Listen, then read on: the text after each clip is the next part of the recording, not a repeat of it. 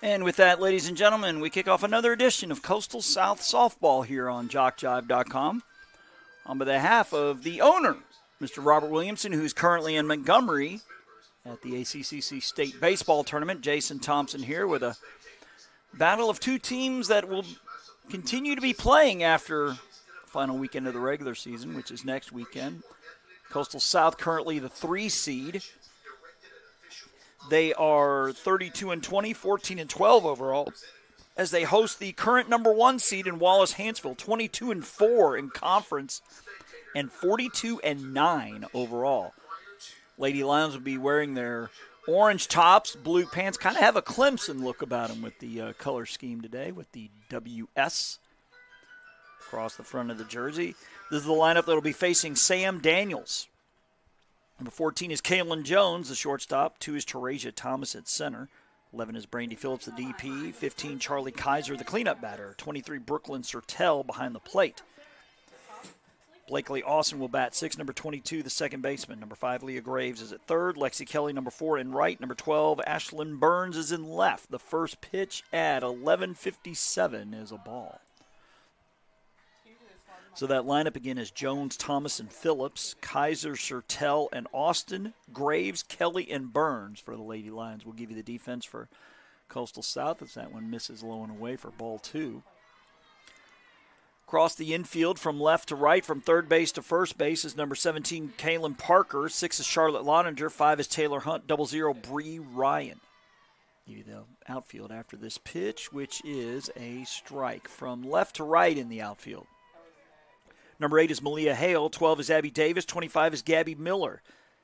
Sydney Carpenter, number 13, behind the plate in the circle. Sam Daniels, number 21. That one is popped up into shallow left, and the left fielder will take it for out number 1.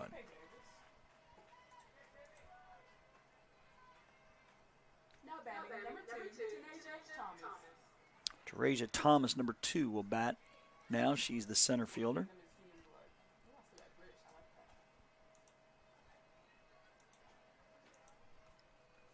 Pitch from Daniels off the plate. Carpenter tried to frame it, but it misses for ball 1.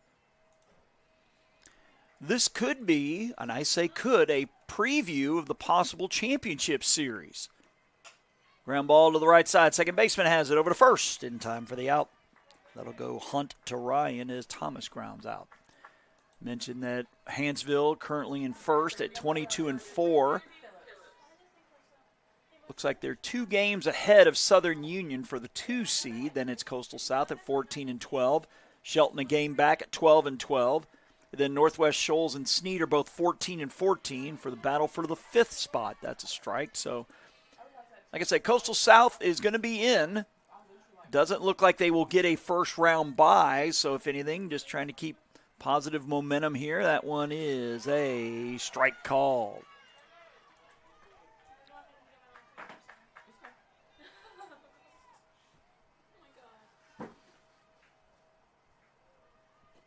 That one is fouled off.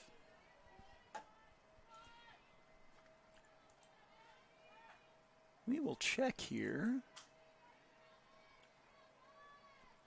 and see if we can get some scores from Montgomery. Robert Williamson is there for the duration. Championship could be at 11 a.m. tomorrow or at 3. That one is hit well to center field. Center fielder going back and makes the grab. Abby Davis on the hard hit ball. So a 3 up, 3 down for Hanceville. We'll keep it here.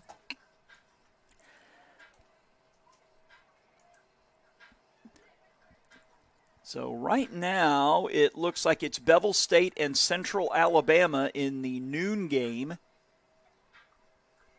And the winner gets Enterprise. We'll go back to that. Let's go ahead and give you the batting lineup here for Coastal South. That'll be facing Hanceville pitcher Peyton Bailey. Number 5 is the second baseman, Taylor Hunt. Gabby Miller, number 25, is in right. Bree Ryan, 00, is at first. 13 is Sydney Carpenter behind the plate. 17, Kaylin Parker's at third. 6 is Charlotte Loninger at short. Payson Hansen, the DP, will bat 7th, number 16, followed by number 12, Abby Davis in center, and number 8, Malia Hale in left. So that lineup is Hunt, Miller, and Ryan, Carpenter, Parker, and Loninger. Hanson, Davis, and Hale. For the Lady Lions across the infield from left to right, that'll be from third base to first base, is number 5, Leah Graves. 14 is Kaylin Jones. 22, Blakely Austin. 15 is Charlie Kaiser. The outfield from left to right will be number 12, Ashley Burns. Number 2, Teresia Thomas. 4 is Lexi Kelly. Brooklyn Sertel is behind the plate. Number 17 in the circle is Peyton Bailey. Get back to these baseball scores. On Wednesday, it was Central Alabama over Bishop 7-2. Second game, it was Bevel over LB Wallace 5-3. Thursday was Wallace Dothan 5-1 over Central Alabama. Enterprise edging Bevel 5-4. Friday's opener was Central Alabama 13-10 over LBW. Bevel 13-3 over Bishop. Doesn't have a score for the Enterprise Dothan game. So they started with 6. They're down to 3. So the winner of that 3 o'clock game will be in the championship, and someone will have to beat them twice. As Taylor Hunt to the plate, number 5.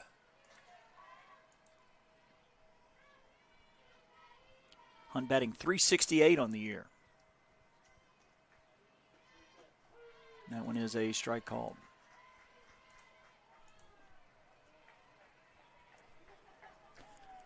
Hunt has 5 home runs and 48 RBIs. She leads the team in the RBI category. That was hit well down the left field line. Could be trouble if it stays fair, but it hooks foul by several feet.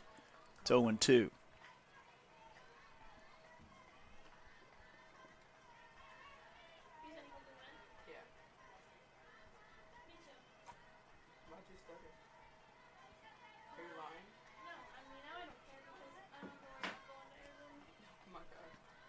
The 0-2 to Hunt, that's going to miss high for ball 1. Hanceville will take on Southern Union their final weekend of the regular season. Southern Union still hoping that number 1 seed still up for grabs with both of those teams right now. That's popped up. That's going to land probably in front of us in the stands. You might be able to see some umbrellas. It is a warm, toasty day once again.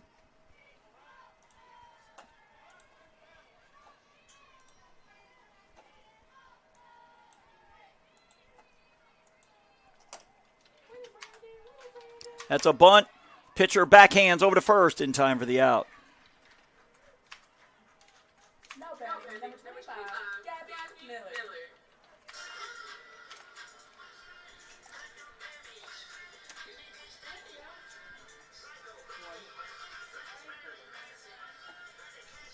So a 1-3 for Hunt brings Gabby Miller to the plate, number 25.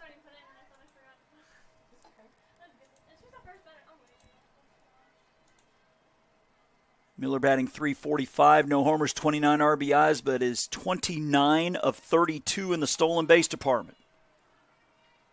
So the speedster batting second. She gets the bunt down. Third baseman has it over to first, and they get her by a half step. 5-3, that'll go Graves to Kaiser.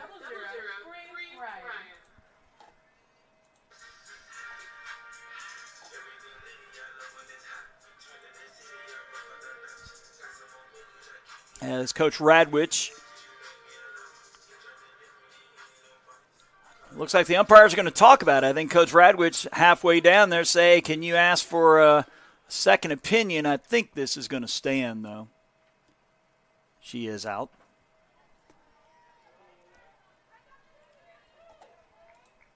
Two down.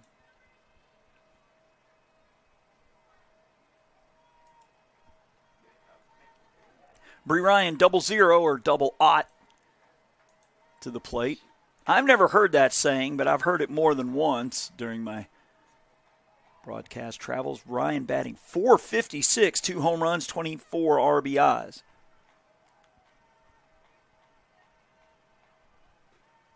Missing high.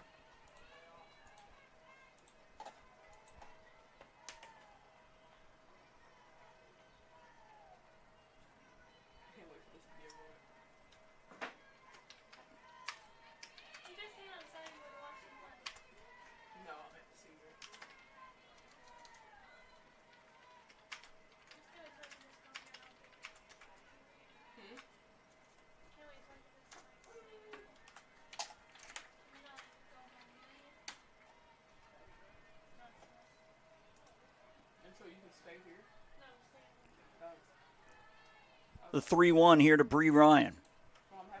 Is hit high to the left side. Left fielder jogging in, maybe 3 steps. Waits for it to come down, makes the catch. That's Ashley Byrne. So a 1-2-3 bottom of the first.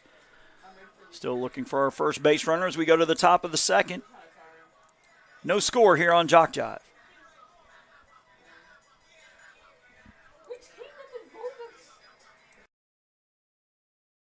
You've started this journey by yourself, but you won't have to go it alone. Because now you're a part of something, a community that wants you to succeed, thrive. We don't care where you've been, only where you're going, and how we can help you get there. Here, instead of getting lost in the crowd, you'll discover found family, fellow travelers, coyotes. You'll experience new possibilities and emerge stronger, more knowledgeable, together. That's the Pack. That's Coastal Alabama. This is where you'll thrive.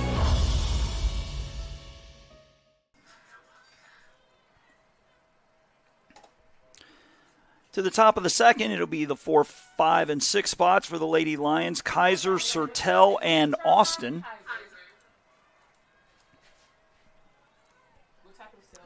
Kaiser batting .388. 8 home runs. I think this is right. 81 RBIs in 51 games. My goodness, the pitch. This is high for ball 1. Like I say, when you pull up these stats on the ACC site, you click on this thing called Coach's View, and it comes up, and it's very small type. So I had to peer real close to make sure I was reading it right. 81 RBIs, the 1-0. It's going to miss high for ball 2. I'm just joking. You never been sticking my friends. I love my friends. I love my friends. Daniels with the 2-0 pitch. Missing outside, ball 3.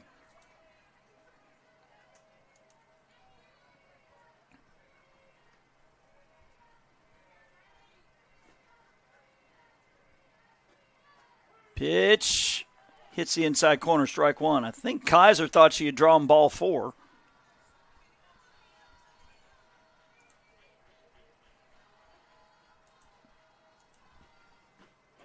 In there for strike 2.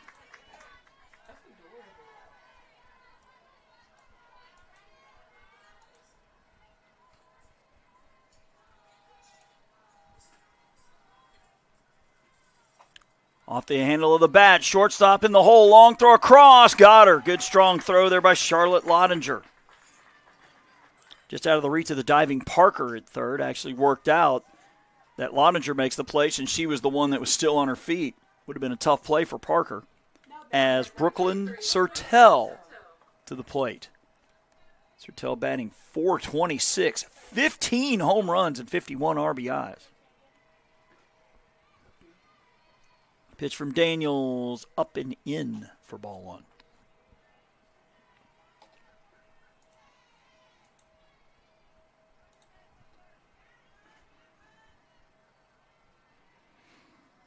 .1-0 pitch off the plate, ball 2.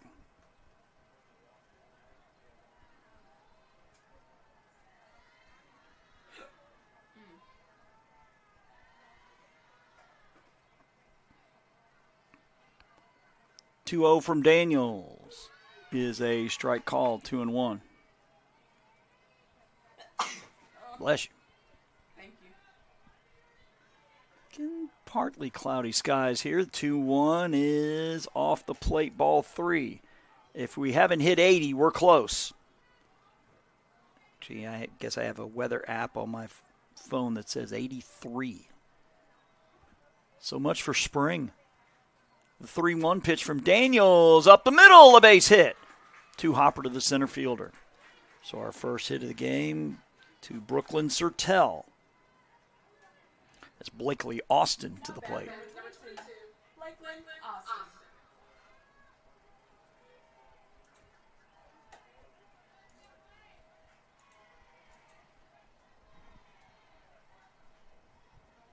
Austin batting .383, 5 homers, 30 RBIs. Pitch is a strike called.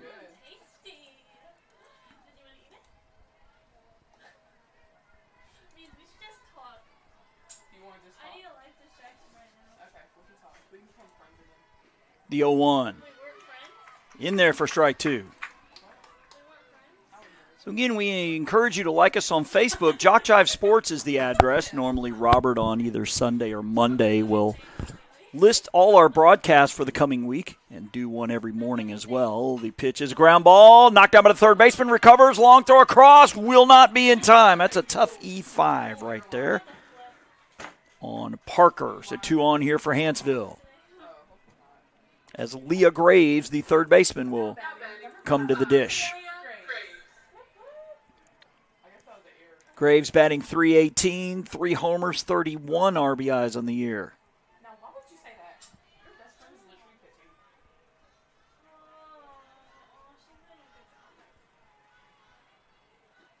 Pitch, ground ball, play there. Tag third, over to first, a double play, so Parker makes up for it.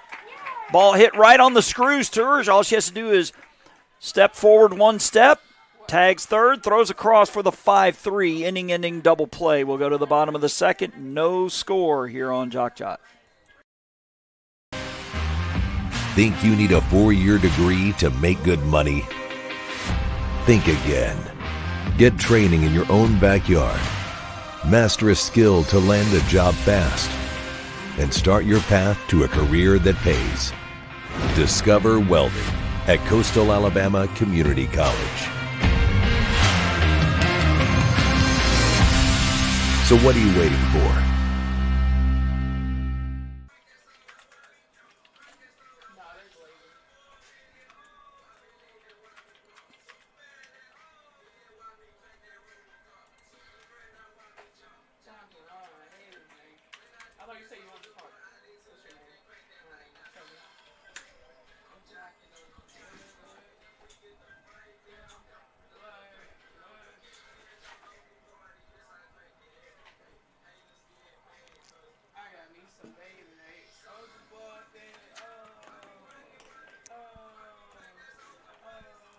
Coastal South here in the bottom of the second will send up the middle third of its lineup in Carpenter, Parker, and Lottinger.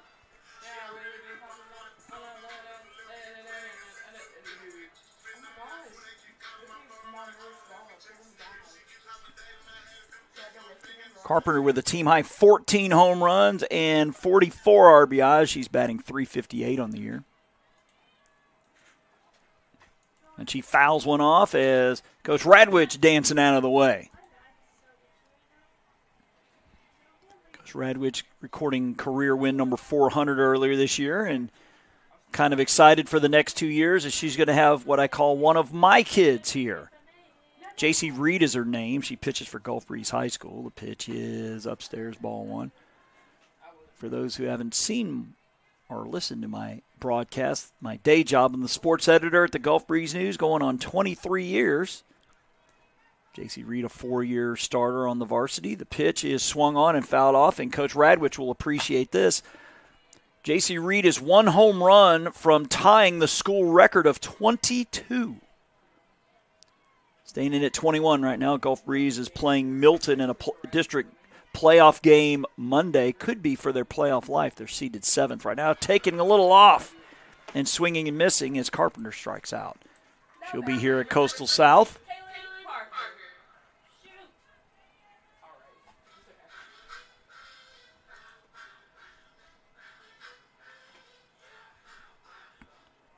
Kaylin Parker, Kailin is how you spell it.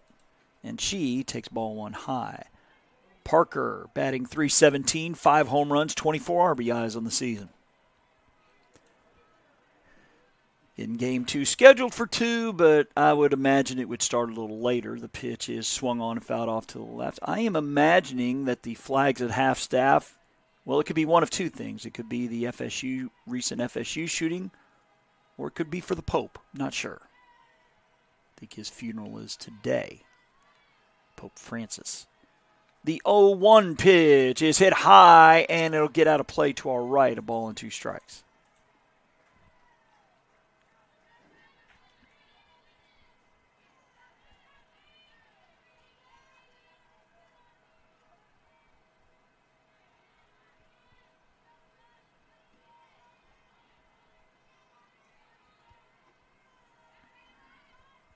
The 1-2 is strike three called on the outside corner. So back-to-back strikeouts here for Bailey. Charlotte Lottinger coming to the plate.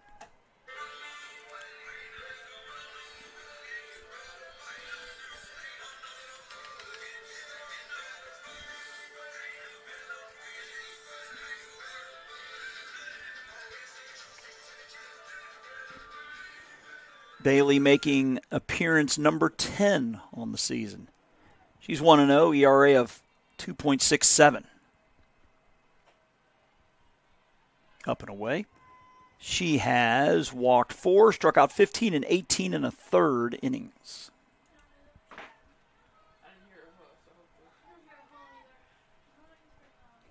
And hit by a pitch. Ouch. As Lottinger will gingerly make her way down to first.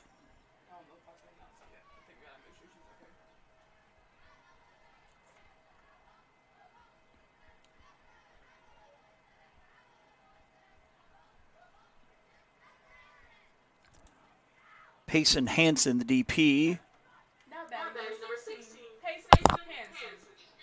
Looks like Radwich, a long look over to first to see if her shortstop's going to be okay. She's saying, hey, you good or what?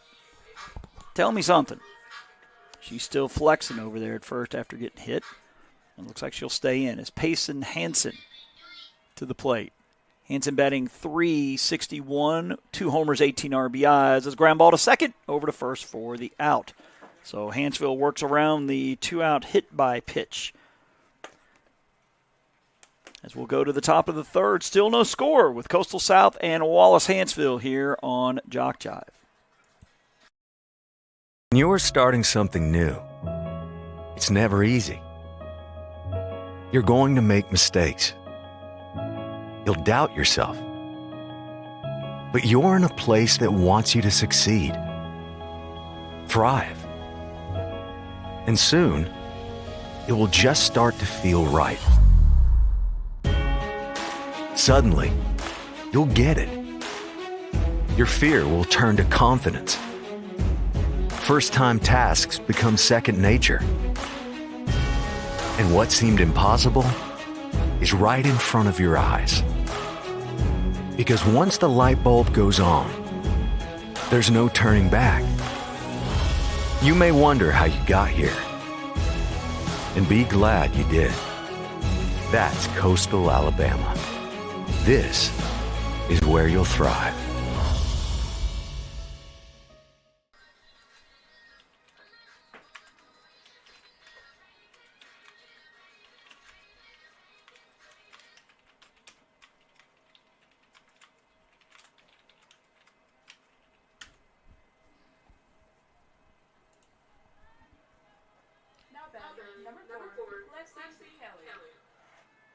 Lady Lions will send up 8, 9, and 1 here in the top of the third, and Kelly, Burns, and Jones. Still no score. The pitch is up and away, ball one.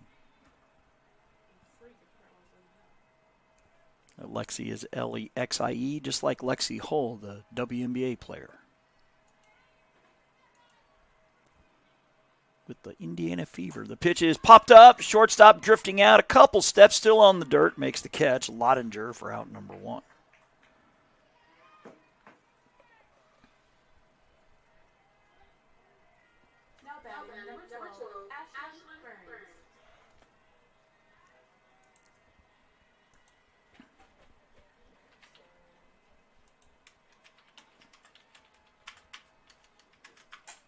Popped up on the infield. Second baseman Hunt about 3 steps into the outfield grass will make the catch for out number 2.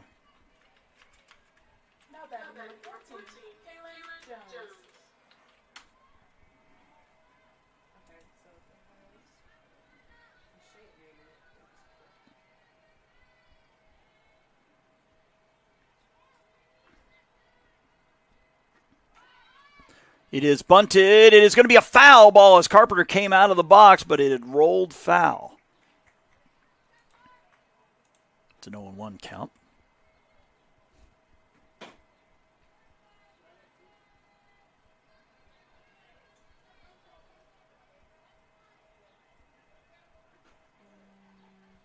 The 0-1.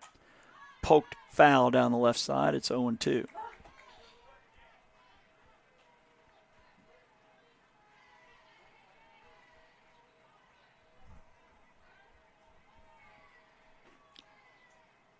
So Teresia Thomas bats if the inning continues past this. The 0-2 off the plate. Carpenter trying their best to frame it, but it misses outside.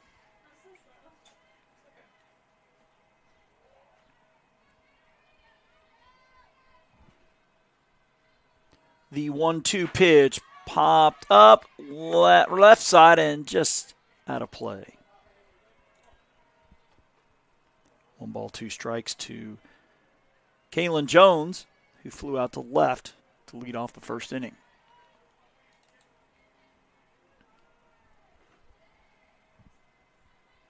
The 1-2 laced into left and drops in for a hit. So Kaylin Jones with the 2-out single.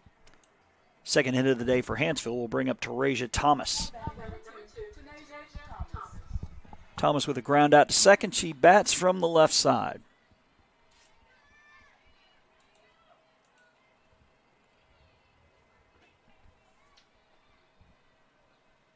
Pitch is a strike called.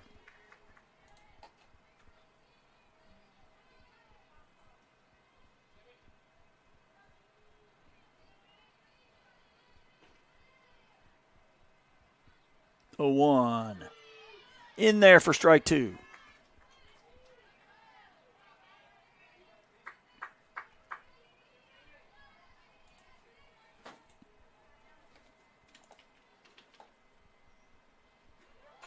Runner off on the pitch. It's a ground ball. Bobbled by the pitcher. Shuffle, and everybody is safe.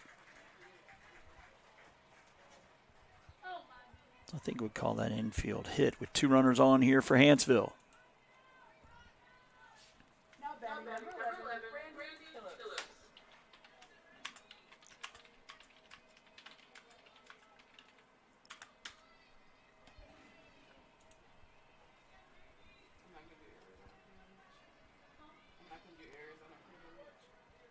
Brandy Phillips lined out to center field in the first inning, and she takes one low as the ball's going to be low, and it's a wild pitch, and the runners will both advance a base. That's Jones now at third, Thomas now at second.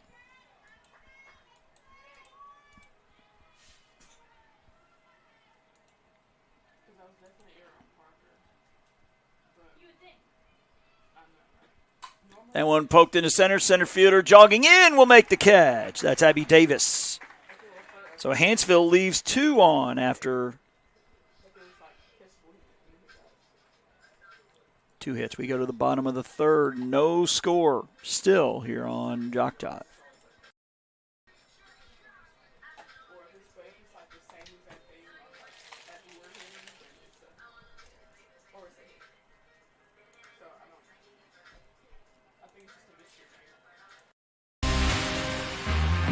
Think you need a 4-year degree to make good money? Think again. Get training in your own backyard. Master a skill to land a job fast. And start your path to a career that pays. Discover welding at Coastal Alabama Community College.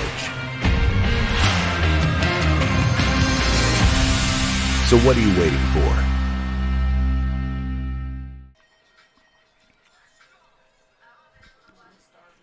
Liddy Oates here in the bottom of the third are going to go 8, 9, and 1. It'll be Davis, Hale, and Hunt.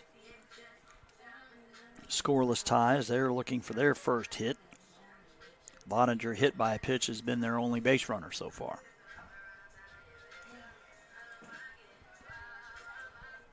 Number 12, Abby Davis.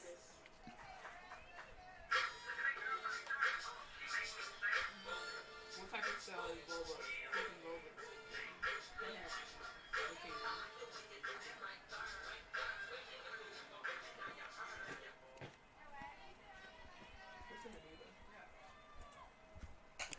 Chopper to the shortstop. 1 pitch, 1 out.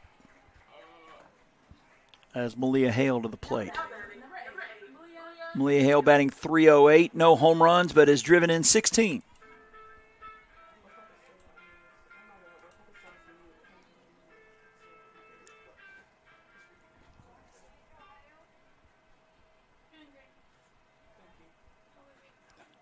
Pitch, a strike call.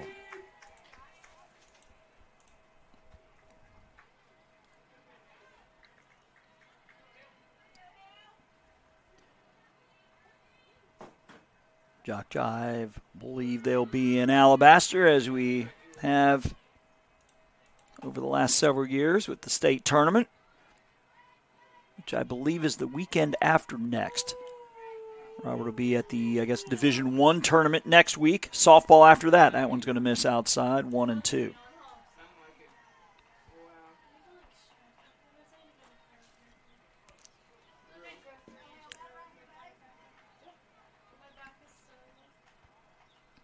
The 1-2 is up and in.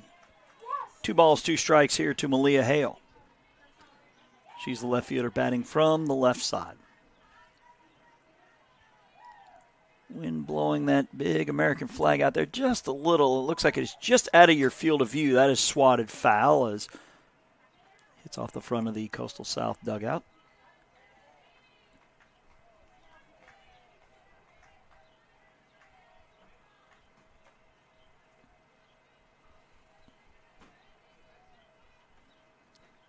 And a swing and a miss for strike 3. Strikeout number 3 for Peyton Bailey. Again, we apologize. Occasionally you might see someone walk right in front of the camera. 2 down, Taylor Hunt grounded out to the pitcher last time.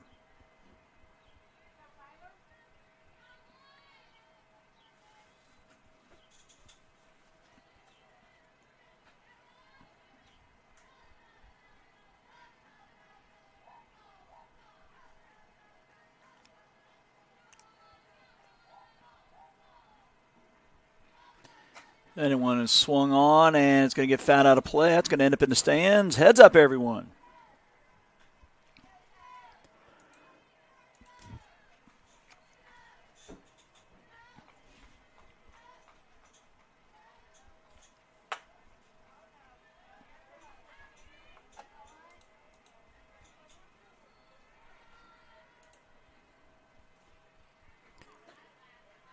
Low and inside.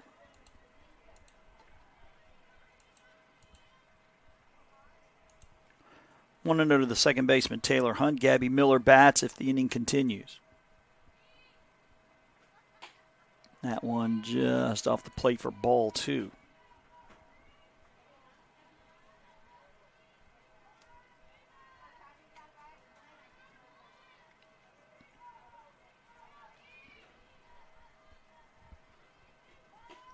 Pitch, a strike called. Counts 3 and 2.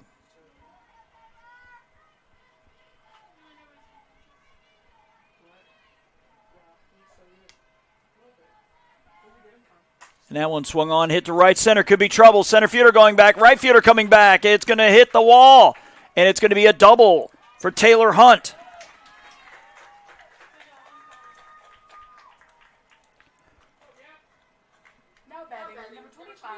Gabby Miller grounding out 5-3 her last time.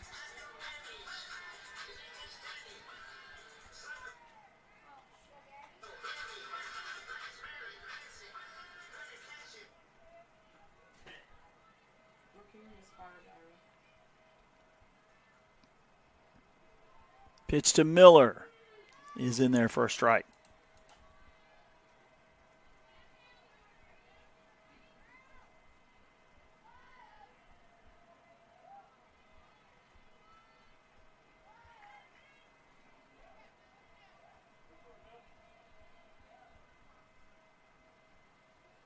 The 0-1. Change up a good one, strike 2.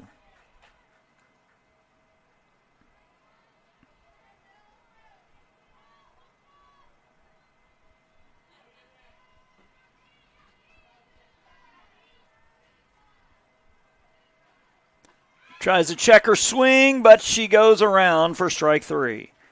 So South will leave a runner on. Hunt with the 2-out double. We go to the top of the fourth. Still no score with Coastal South and Wallace Hanceville here on JockJive.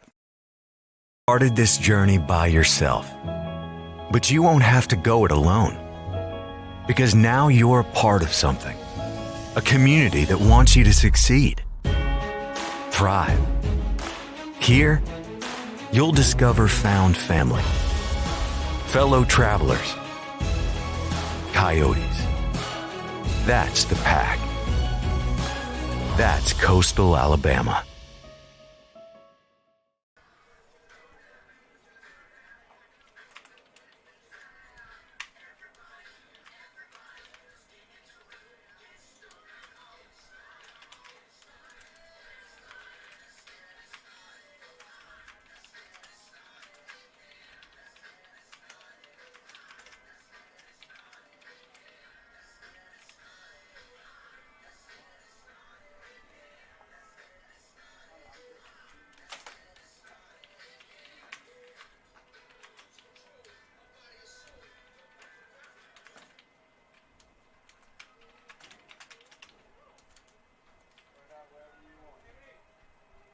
Now batting number 15, Charlie Heiser.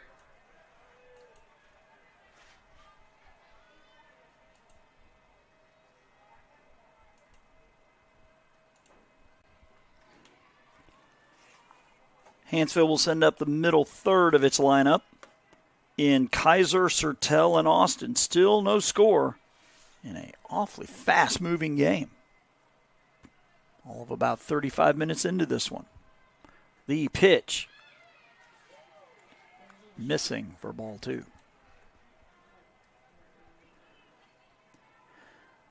Kind of jealous. It looks like we see a fan down there with his Florida National Championship gear. That reminds me, I still need to get mine. The 2-0 pitch. That one popped up on the infield. It will stay in play. Catcher Carpenter cannot make the play. They could get her at second, and she's going to be safe. That's going to be an E2 as Carpenter right in front of the plate. Could not make the play.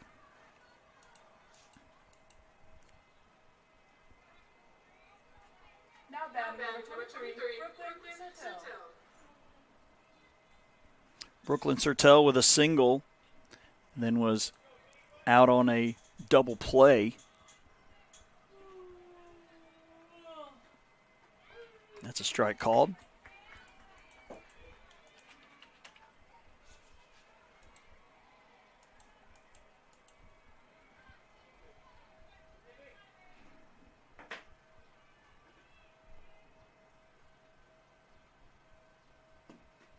That one popped up in the right center. Center fielder coming over and will make the catch. The runner will tag. The throw to third will be late. So Sertel flies out deep enough to move Kaiser up a base. One down. Now batting number 2, Lakeland Austin.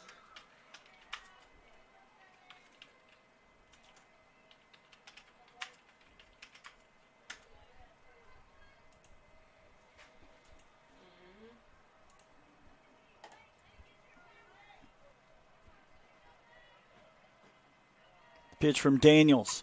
That one hit well to left center. It could be trouble, and it hits off the wall. Run will score. That's going to be a double. Misses a home run by a few feet as Austin bangs one off the left center field wall to give Hanceville its first lead. As the error comes back to hurt South, it's 1-0.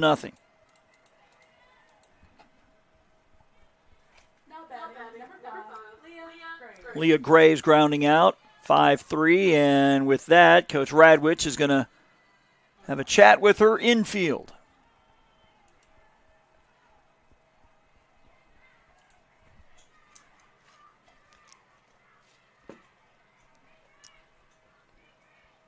And it looks like that's going to be it for Sam Daniels. So we'll have us a new pitcher when we get back here on JockJive.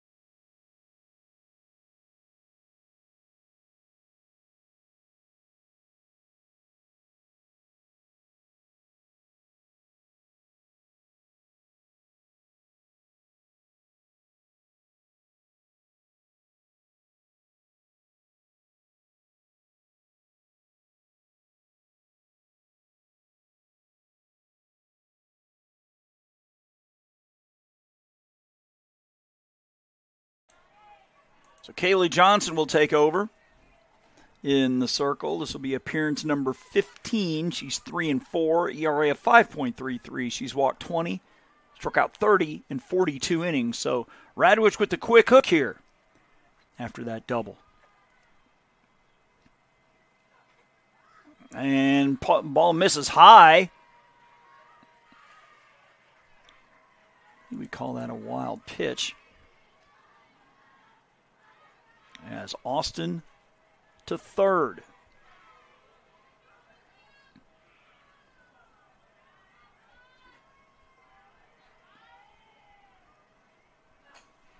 Popped up.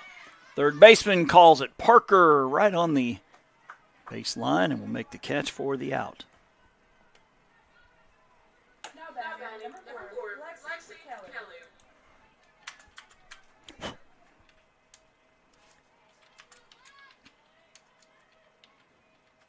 Oh my God.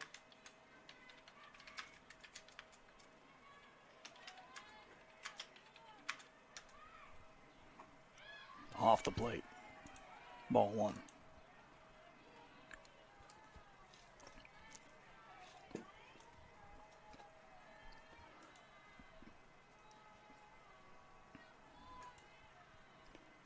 Johnson with the 1-0. That is fouled off to the right. Lexi Kelly popped out to the shortstop her last time.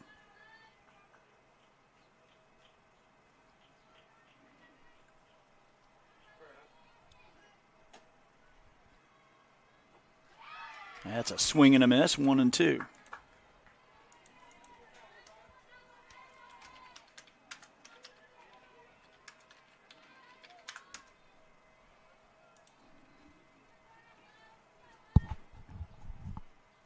The 1-2, ground ball just foul down the left side.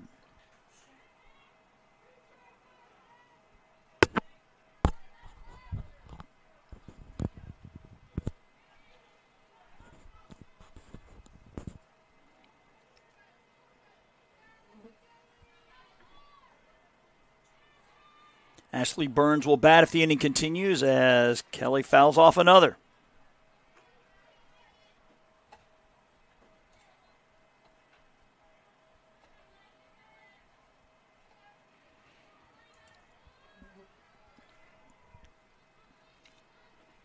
And Johnson here in relief of Sam Daniels. Her 1-2 pitch poked to the shortstop, Lottinger, and will make the catch. So Hanceville will leave runners on for the third inning in a row. They leave a runner, but a hit and an error, counting for the game's first run. Halfway home here in Game 1, it's a 1-0 lead for Hanceville here on JockJive. 4-year degree to make good money? Think again. Get training in your own backyard. Master electrical and mechanical skills, process controls, hydraulics and pneumatics, and land a job that can take you anywhere. Start your path to a career that pays. Discover electrical and instrumentation technology at Coastal Alabama Community College.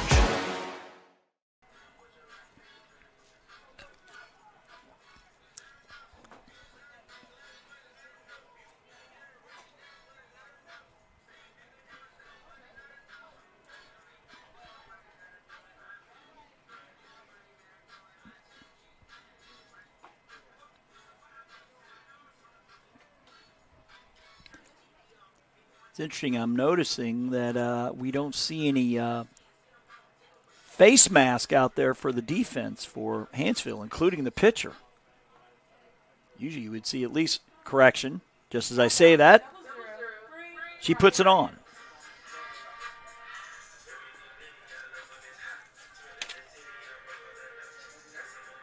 And it looks like Hanceville has switched pitchers. Looks like Brandy Phillips, number 11, is now in the circle. That one low for a ball.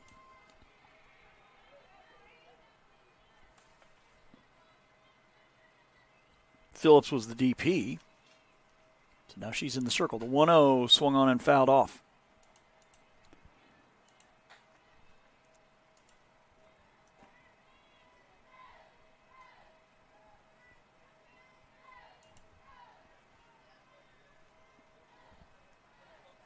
The 1-1 off the handle of the bat. That's fouled off, a ball and 2 strikes.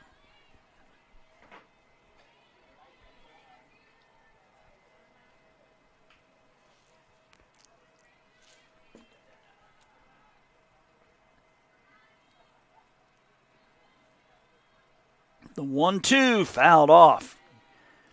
Good cut there by Bree Ryan, who flew out to left her last time. Did not get our start time, but I think we're about 45 minutes in and we're in the bottom of the 4th. That's what I'm talking about. NASCAR speed here with these two teams. The 1-2 holds up. So it'll be Ryan, Carpenter, and Parker here for South in the 4th. Charlotte Lottinger will bat should any of those ladies reach. The 2-2 is hit into center field, a base hit. One hopper to the center fielder, Thomas. So Bree Ryan aboard.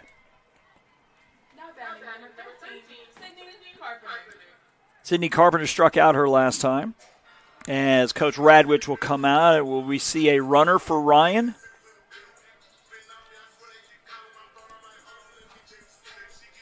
And it looks like we will, as number 10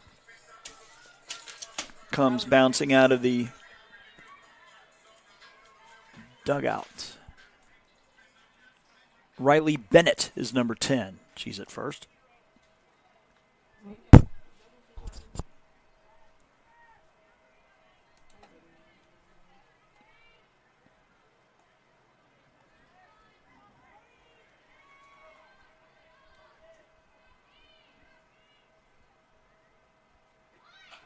The bunt is down. Third baseman charging over for the out.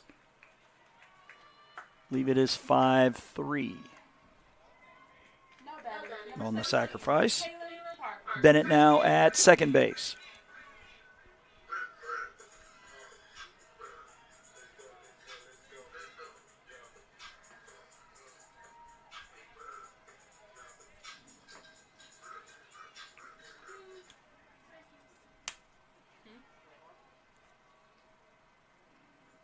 Pitch is a ground ball. Third baseman has it, looks to second. Over to first. She's going to try to get the third, and she is out of there. It's going to go, I believe that's 5-3-5 on the double play.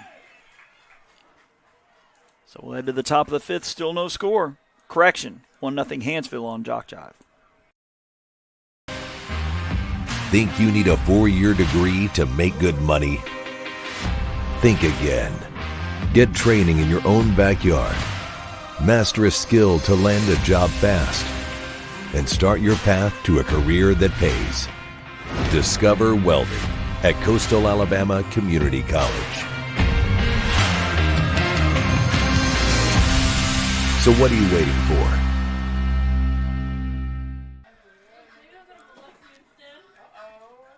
Just watching that last spot for Coastal South, is it just me or does that guy, the welder, look like Theo Vaughn? He looked kind of like him a little bit.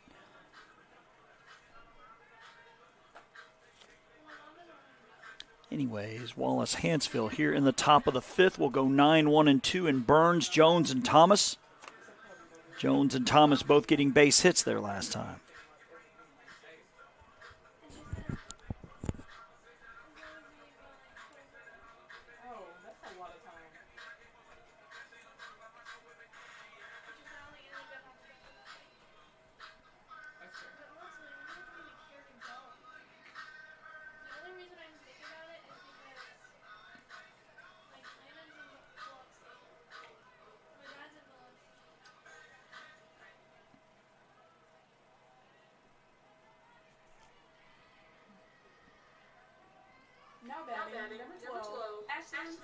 Ashlyn Burns popped out to second back in the 3rd inning, so it'll be Burns, Jones, Thomas, Brandy. Phillips will bat if any of those ladies reach. It is a 1-0 game.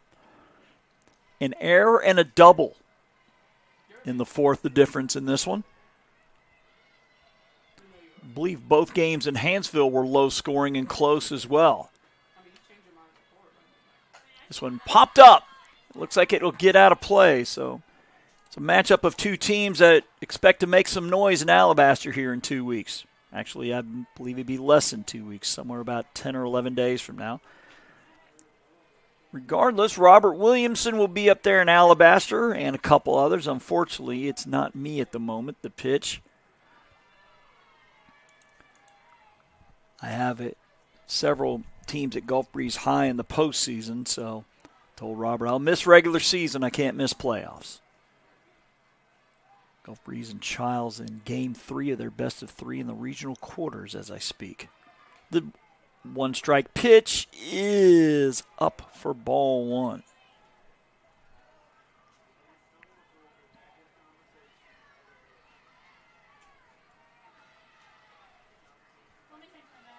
That one is low.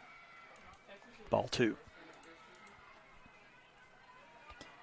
From what Robert Williamson was telling me, JockJive will also be broadcasting district games. That is the game or series. I'm not sure if it's just a game, as Burns draws the leadoff walk, that take place after the state tournament. I believe it's either they host the Mississippi winner. I'm not sure, but there's a district series for baseball and softball. Winners would advance to the national tournament. The bunt is, well, it's offered at and missed for... Oh, they're calling it a ball. That's interesting. I thought she offered. But umpire says no. No complaint from the Coastal South dugout.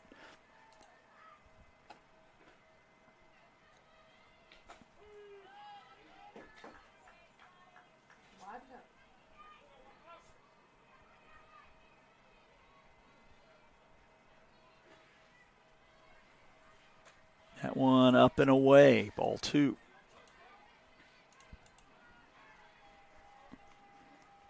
I was thinking maybe Jones offered at it, but I guess pulled the ball or the bat back as it missed high and went to the screen.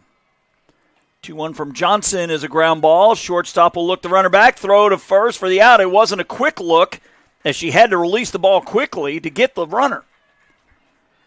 So it'll go 6-3. Jones grounds out, but the runner does take third on the play.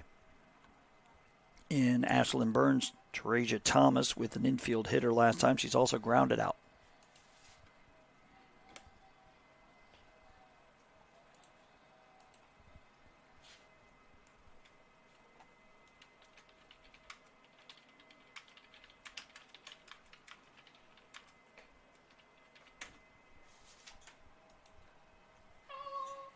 As the infield meets.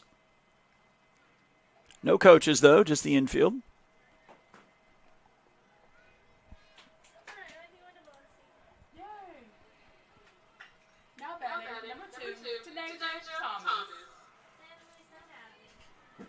Third baseman Parker creeps in. Ryan staying close to her bag. Middle infielders coming in as well. That's Lottinger at short, Hunt at second. And that one is a strike.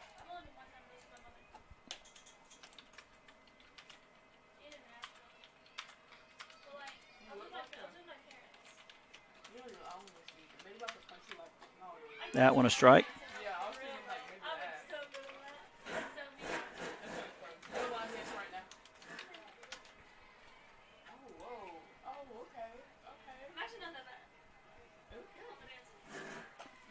That one missing outside. Ball and 2 strikes to Thomas.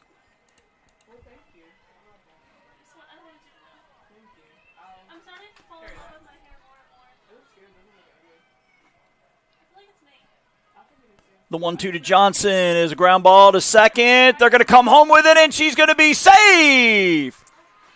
For a second, it looked like Hunt hesitated, maybe briefly, thinking, can I get the out or not? May have been the difference. As Burns comes in to score to make it a 2-0 game. Thomas safe at first here for Brandy Phillips, who has flown out to center twice.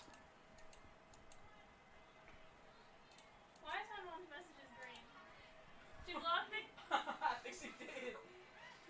That's so freaking funny. Pitch from Johnson is hit high to the left side. Long run for the left fielder, and nobody can get to it. It falls foul.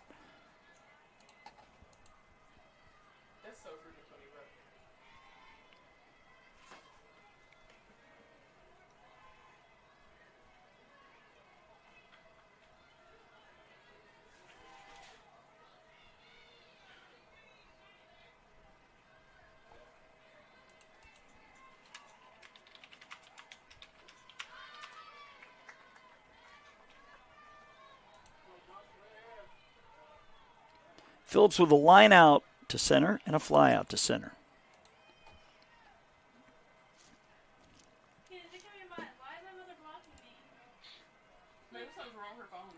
Pitch, a swing and a miss, and it is a strikeout, and the runner will take second.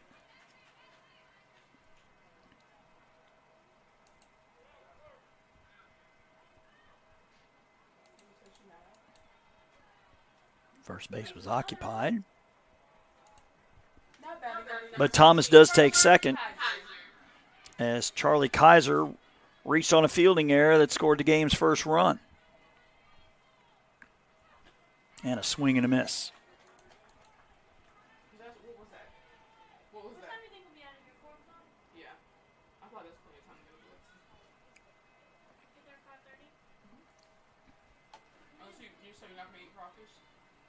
Pitch is up and away.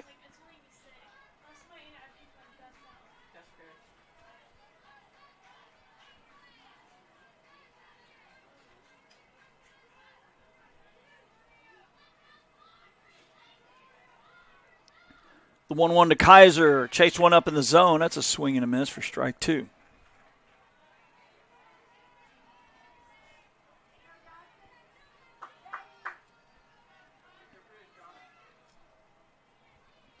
The 1-2, that one hit well to right field, and it's going to get over her head and bounce off the wall. Oh, she trips around first. It's a long single, and she's doubled over, just embarrassed over there. Kaiser missed a home run by about 5 feet, but tripped going around first, but it does bring in a run to make it 3-0. Thomas comes in to score. It should have been a double for Kaiser, but she trips rounding first. She's still laughing over there. But she does drive in a run.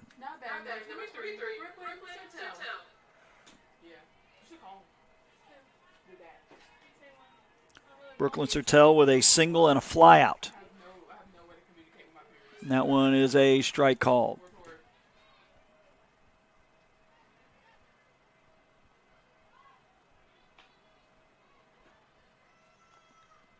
The 0-1 popped up. Long run for the center fielder, but she's under it, makes the catch for the out. But Hanceville tacks on 2 more, and after 4.5, it's a 3-0 lead for Wallace Hanceville here on JockJive. 4-year degree to make good money? Think again. Get training in your own backyard. Master electrical and mechanical skills, process controls, hydraulics and pneumatics, and land a job that can take you anywhere. Start your path to a career that pays. Discover electrical and instrumentation technology at Coastal Alabama Community College.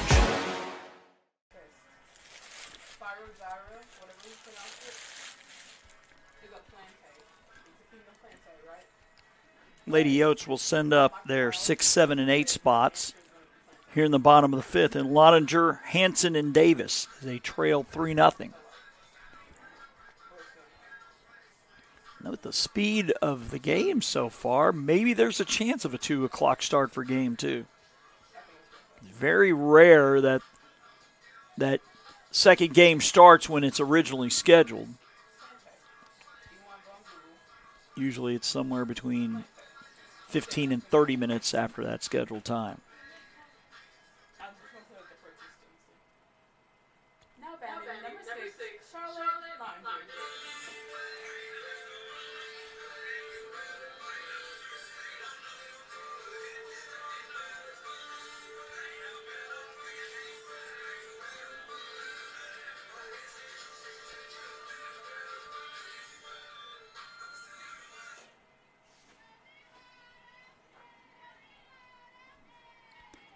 Pitch, a swing and a miss. Loninger was hit by a pitch in the second.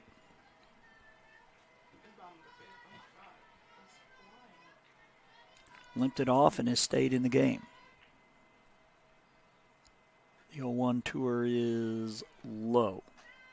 1-1 to the shortstop. Charlotte Loninger wears number 6, plays position 6, batting in the 6th spot. And the 1-1 pitch to her, change up in there for strike 2. Why did my mom block me? Like, what the frick? What's the problem that I call her?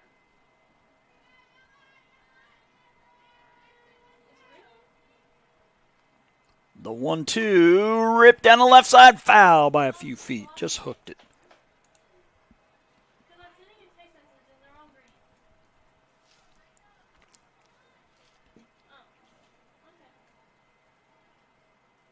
Okay. Alright, bye. Yeah, well, I'm over here texting you and I'm getting blocked. I text my phone and now you blocked. And a changeup. It's dropped by the catcher. They're going to have to throw down to first, and they get her for the out. Strikeout will go 2-3.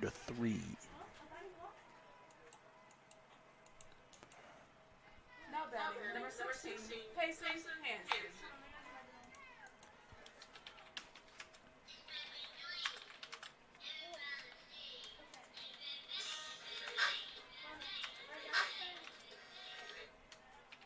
My dad said I should go to Milwaukee.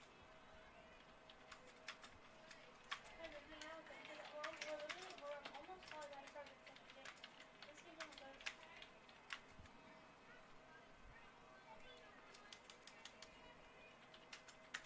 Because I asked him. That one misses high. It looks like pitcher lost her footing a little bit. Ball 2. And then he said, well, see what your mother said. And I said that I can't talk to her, she won't. Coastal South has yet to put the leadoff batter aboard. I'm going to send you his service name. And if you're going to say, I thought you blocked.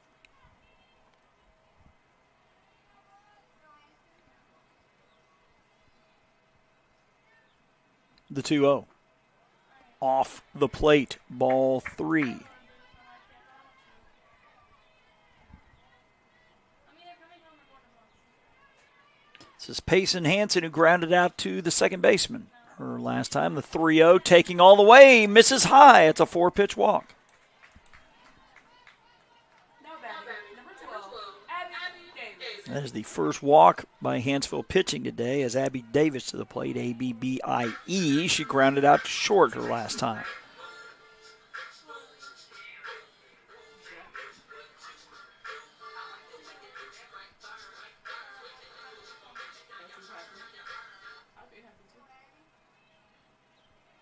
The pitch, low and inside, 1-0. As time is called,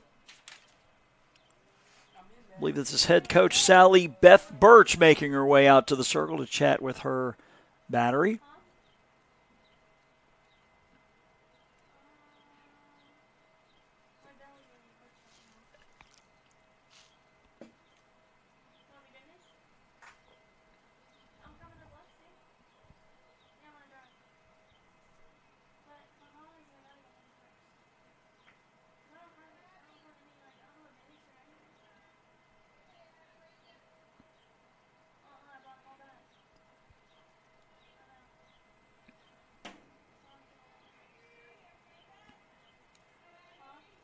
Malia Hale waits on deck.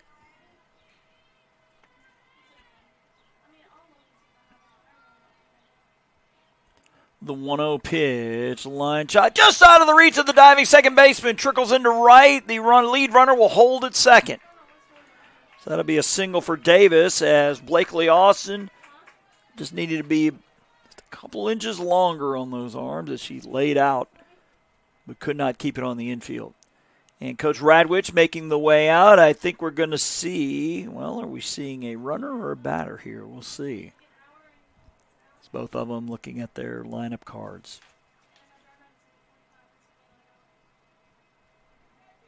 Looks like we're going to see a hitter here for Malia Hale. As Caroline Mathis will step in. Mathis batting .280. She does have 4 home runs and 23 RBIs. So we'll see if Hale re-enters or not, or Mathis will go in to play in left. 2 on here for the Oats. This is the tying run at the plate in Mathis. The pitch is a strike call.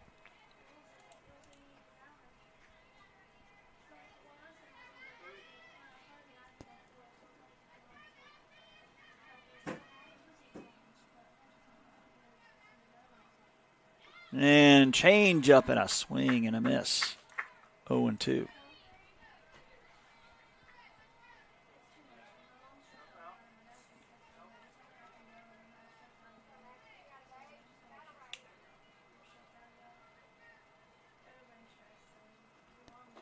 Change up again. It's a swing and a miss. So Mathis out on 3 pitches. It'll be up to Taylor Hunt here with 2 outs. Hunt batting for the 3rd time, grounded out to the pitcher and doubled to right center.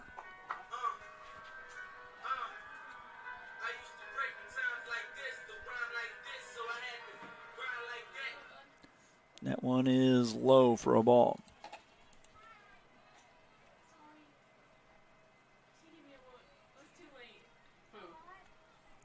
The inning continues. Gabby Miller will bat. Pitch to Hunt is inside, ball 2.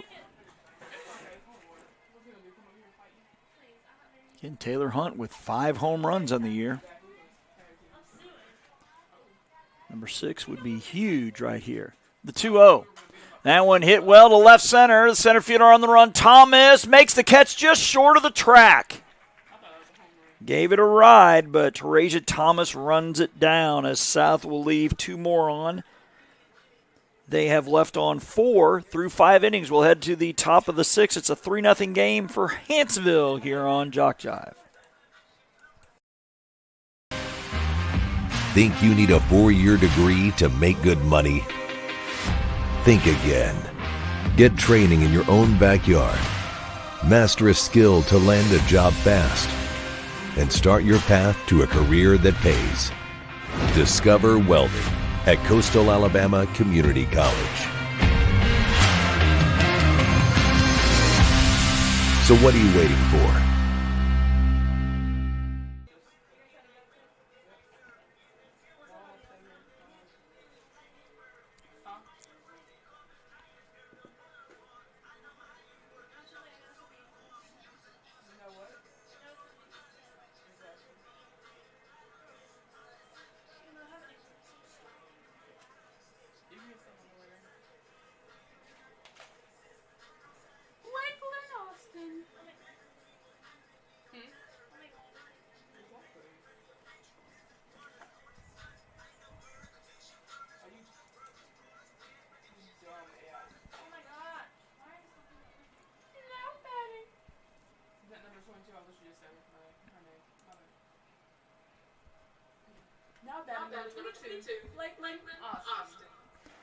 Lady Lions will send up the 6, 7, 8 spots in their lineup here in the top of the 6th.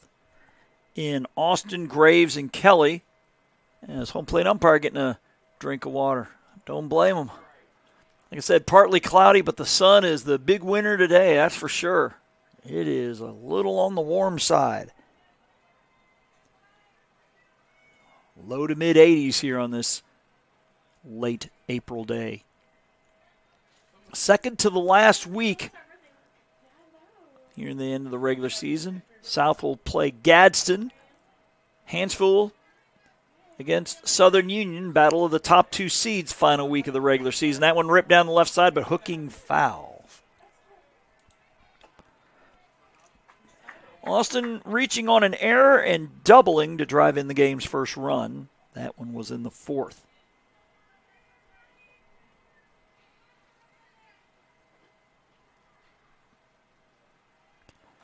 That one a strike call.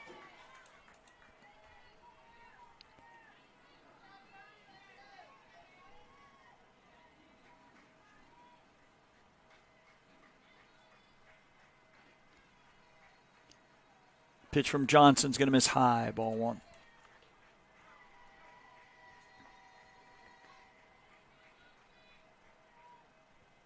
Not sure what the home plate umpire is doing, but he's walking around a little bit.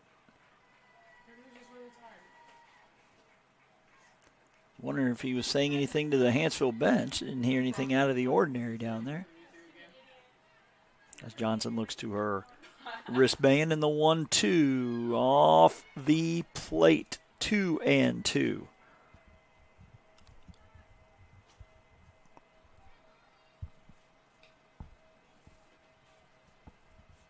The pitch ripped into left field. Left field on the run. Diving, can't make the play. It's going to go to the wall. It's going to be at least a double. She's thinking 3 as the left fielder gets to it, and she will slide in head first safely with the triple.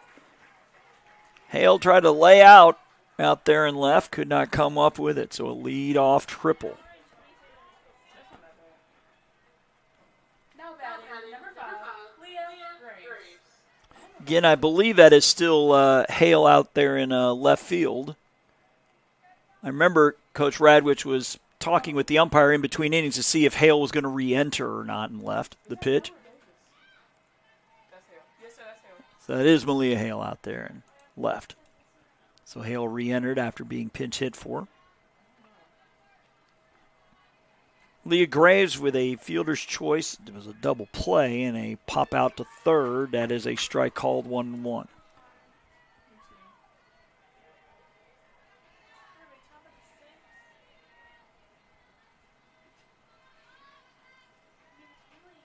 And one missing high, ball 2.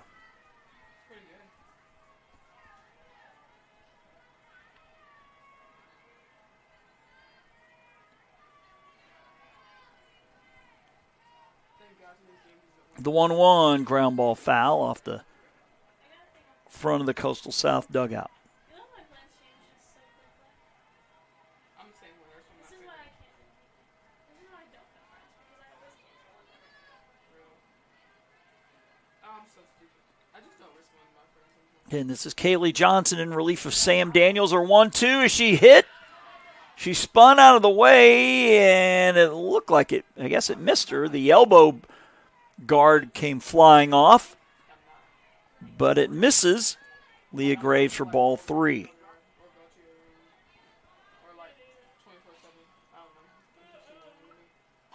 Off the end of the bat, it's going to be the pitcher. Her only play is to first.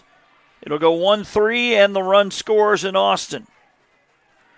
It was hit just soft enough that the catcher wasn't, or the pitcher couldn't make a play at the plate.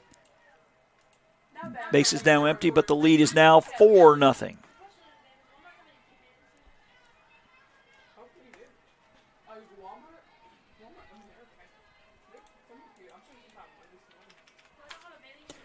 Popped up. Second baseman has it over to first. Got her. So that'll go 4-3 for out number 2. Now batting, number 12, Ashley Burns. Can you find some? The type of cell Eugene. Okay, we got it. Yeah, you done.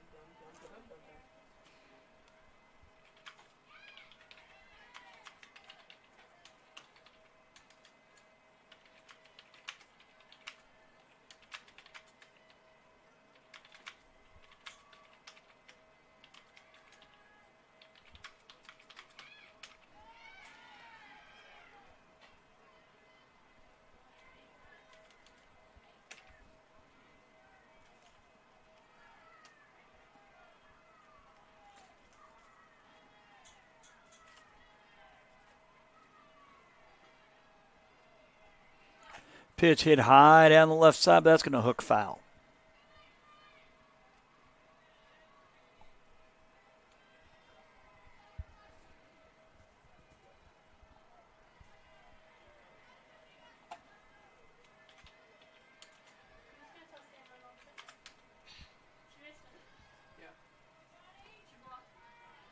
The 2-1. Missing low for ball 3. Again, this is Ashlyn Burns. She has popped out to second and walked and scored.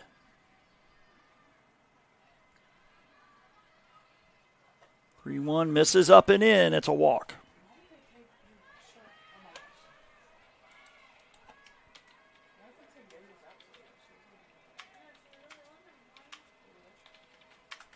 number 14, Kaylin Jones. Like, she wasn't doing bad at all. Kaylin Jones batting for the 4th time. She's flown out to left, singled, and grounded out to short. That one missing for a ball.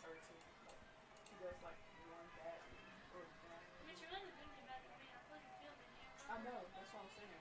That's why I said bad in their eyes. Infield in all around. Anticipating some sort of bunt or slap hit here by the leadoff batter, Jones. She foul tips one, or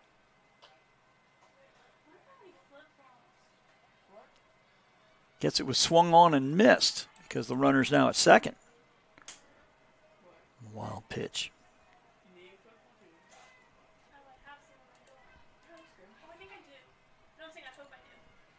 Showing bunt, pulling back. It misses up for ball 2. I'm going to say there's a target ball there somewhere. You get some power out. Some white.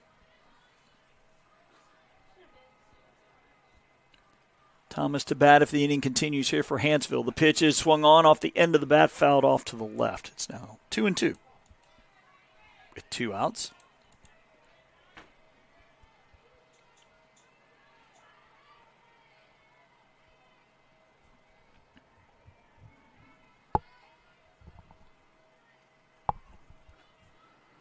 The 2-2 pitch. Chopper, shortstop has it, and everybody's safe. I'm not sure if Lottinger thought it was runners at first and second, where she was trying to hold the runner on, but there was no throw to first. So I guess that's an infield hit with runners at the corners.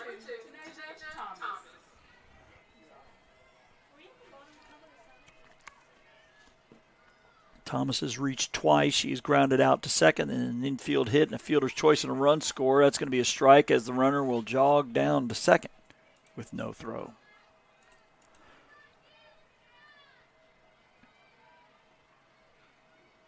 Now infield has to come in for the play at the plate. Nice block by the catcher Carpenter on the ball, low and away. Now 1-1.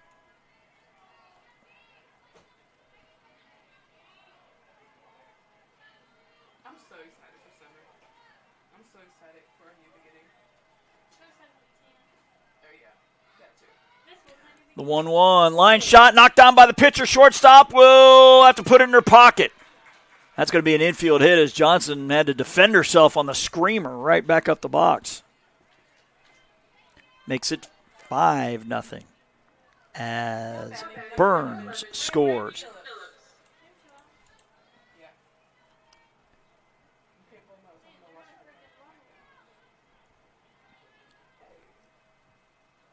Hanceville scoring 1 run, and the last 2 batters have reached on 2-out singles. The pitch is high, runner coming in, and will score on the wild pitch.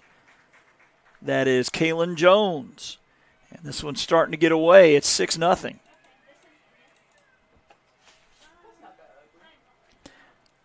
As Coach Radwich with the walkout to the circle. With Brandy Phillips at the plate, she's flown out to center twice and has struck out, and we see somebody coming in. I believe we're going to see a new pitcher. It's Gracie Toledano. As Toledano will now toe the rubber, and as she warms up, we'll take a break here on JockJive.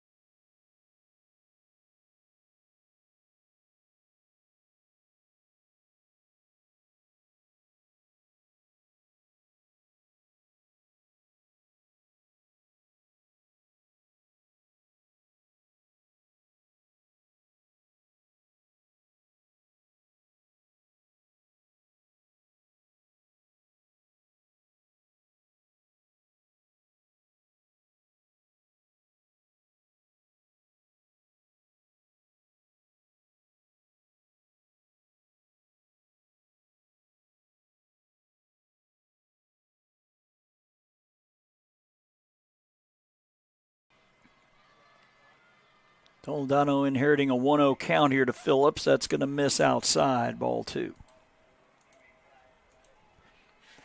Toledano, her 11th appearance in the circle, 0-1, ERA of 3.75. 15 walks, 9 strikeouts, and 18 2/3, and that is a strike call.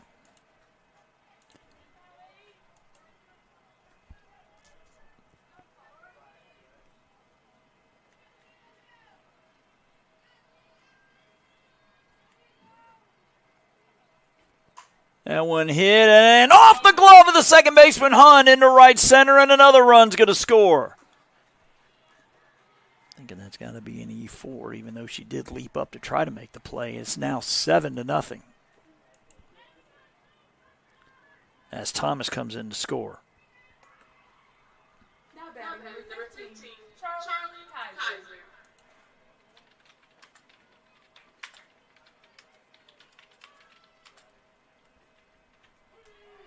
Strike called to Charlie Kaiser, who's been on base twice. She's grounded out to short, reached on a very crucial fielding error and scored, and also drove in a run with a single.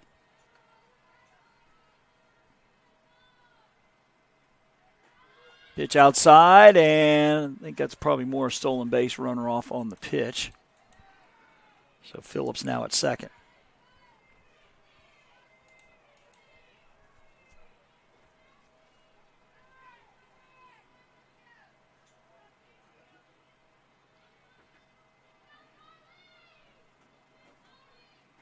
Pitch is up and away.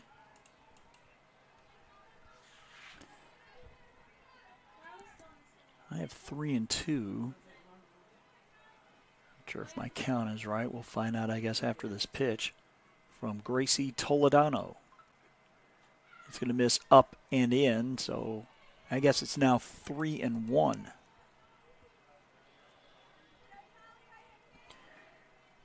If Kaiser can reach, Hanceville will bat around with Sertel being the 9th batter of the inning. She waits on deck. The pitch is high, and she will bat because it's a walk. So a walk, an infield hit, an RBI single, an E4, and a walk have all taken place with 2 outs here in the 6th. Hanceville has broken this one open with a 4 spot.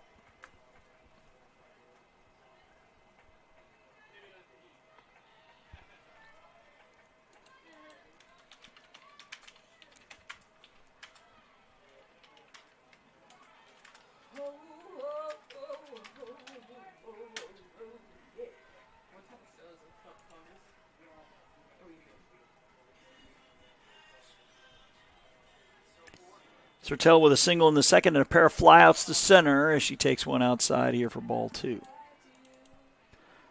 As Ryan will go have a pep talk, as Ryan will call time to chat with Toledano. Not sure if she's injured. Nope.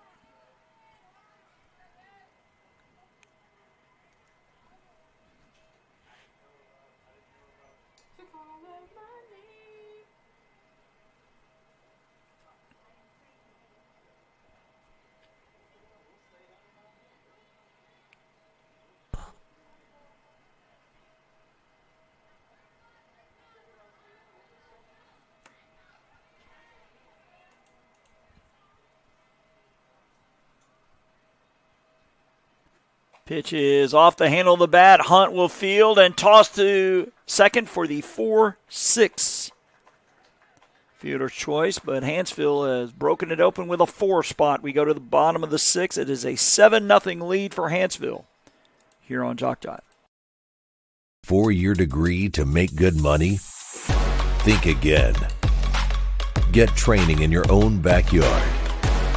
Master electrical and mechanical skills, process controls, hydraulics and pneumatics, and land a job that can take you anywhere. Start your path to a career that pays. Discover electrical and instrumentation technology at Coastal Alabama Community College.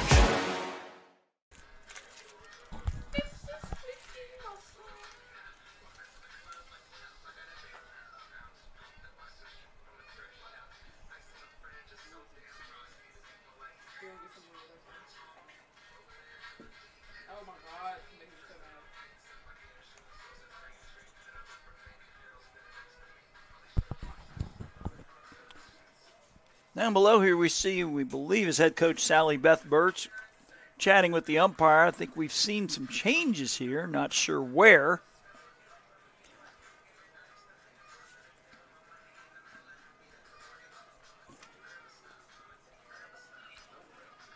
We'll have to look around the infield to see where changes have been made. Still Sertel behind the plate. Looks like it's still Graves and Kaiser on the corner infield spots. Now batting, number 25, Gabby Miller. It'll be 2, 3, and 4 here for South and Miller, Ryan, and Carpenter. Looks like we have a new shortstop for Hanceville. 22 is Lakeland Austin, who was at second. So maybe the middle infield spots have swapped. Miller with a ground out to third and a strikeout. Corner infielders in and respecting the speed of Miller, who fist one to shortstop, down to a knee, pops up, over, and out. And the shortstop, Now batting, double zero. Austin obviously having to get rid of that quick with the speedy runner in Miller. As Bree Ryan to the plate, she has flown out to the left and is singled.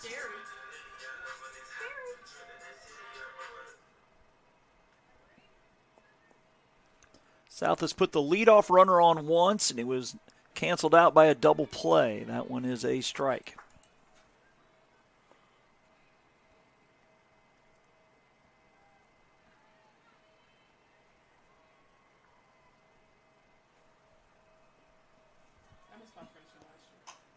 Line shot, diving play by the shortstop as Austin robs Bree Ryan of a base hit. Now batting, number 13, Sydney Carpenter. Sydney Carpenter with a strikeout and a 5-3 sacrifice.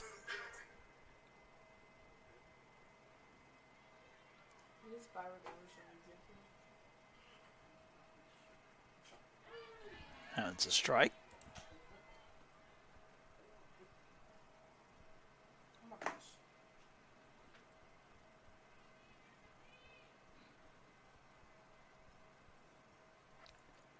Oh, 1 pitch. In there for strike 2.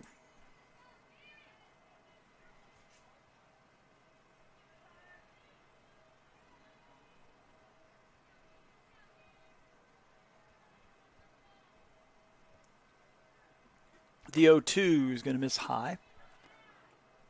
1 and 2 to the catcher.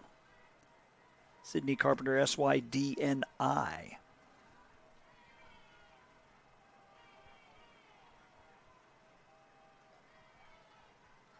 The 1-2. Oh, hitting the leg. Just in case squatting behind home plate, catching in this warm weather isn't enough, take one off the leg. Rubbing that right thigh, but apparently she's going to be okay to continue.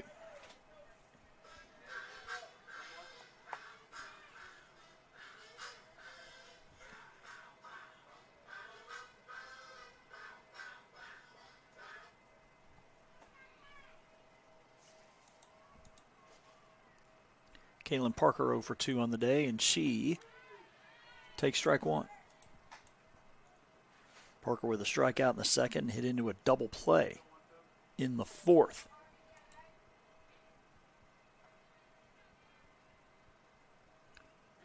Oh, 1 pitch. Outside.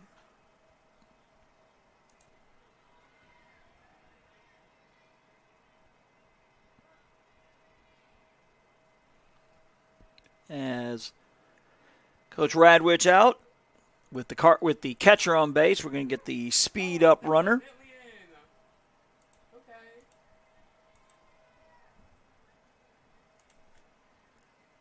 Caitlin Bentley's number 44 in to run for Carpenter.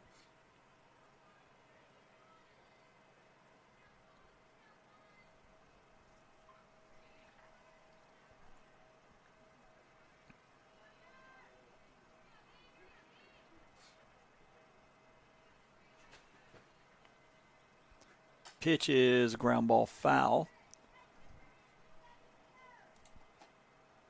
by Kaylin Parker. Loninger will bat if the inning continues. run in the fourth, 2 in the fifth, 4 in the sixth, as the Lady Lions have pulled away here in game one. They lead 7-0. That one swung on, fouled out of play.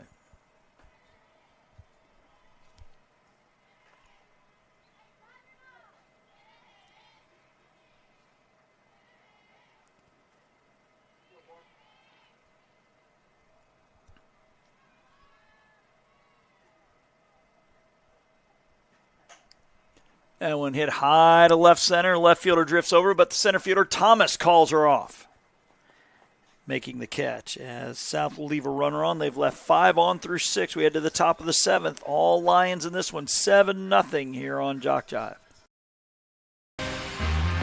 Think you need a 4-year degree to make good money? Think again. Get training in your own backyard. Master a skill to land a job fast. And start your path to a career that pays. Discover welding at Coastal Alabama Community College. So what are you waiting for?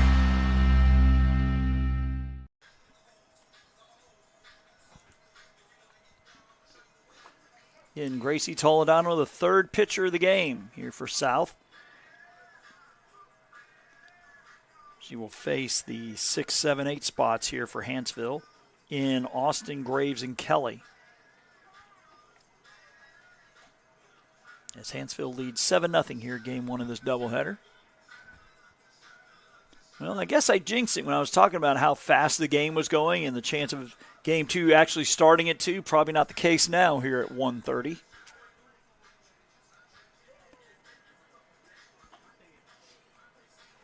Even with a 3 up, 3 down for both sides, you're probably looking at maybe 2:15. So what we usually do is we'll turn down the headset on the mic on the headset here, the volume, and we'll just keep the stream rolling so you'll know when to be back in place for game 2. Now batting number 22, Blakeland Austin. Blakeland Austin with a reach on an air and a double and a triple.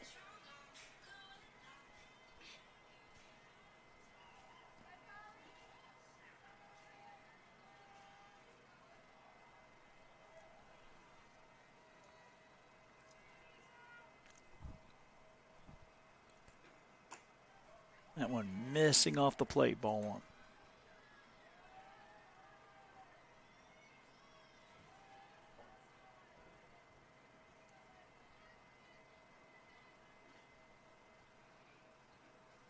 That one hit into left field. It's going to get down for a hit. One hop into the left fielder, and as they get it in quickly.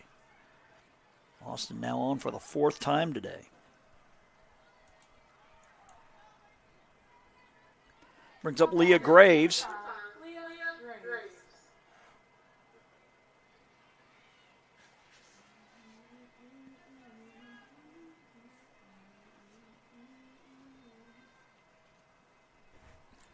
The 1-0 pitch misses. Now 2-0. Lexi Kelly waits on deck for the Lady Lions. In her play today in first place in the division. That's a ground ball. Short, third baseman has it over to second for 1, over to first. That is a double play. It'll go 5-4-3. Parker to Hunt to Ryan. Now batting number 4, Lexi Kelly. Lexi Kelly 0 for 3, popping out to short twice and grounding out to second.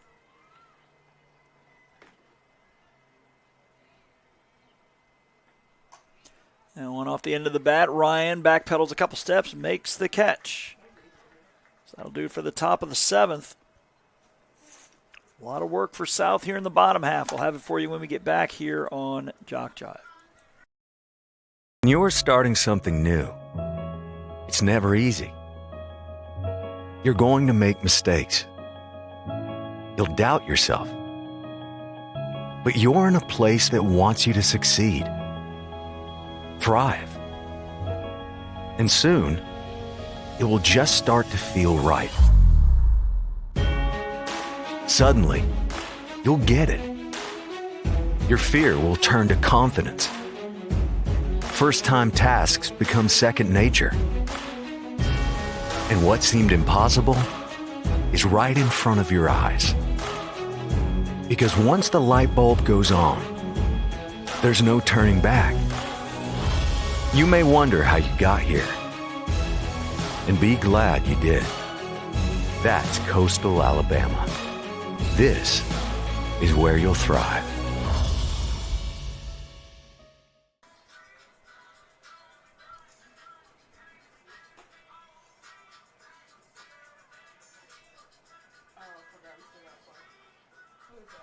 But the combination of Bailey and Phillips, 3 outs away from a 3-hit shutout here in Game 1. It'll be up to Charlotte Lottinger to lead off the bottom of the 7th, and Payson, Hanson, Abby Davis, the 6, 7, 8 spots for the Lady Oats.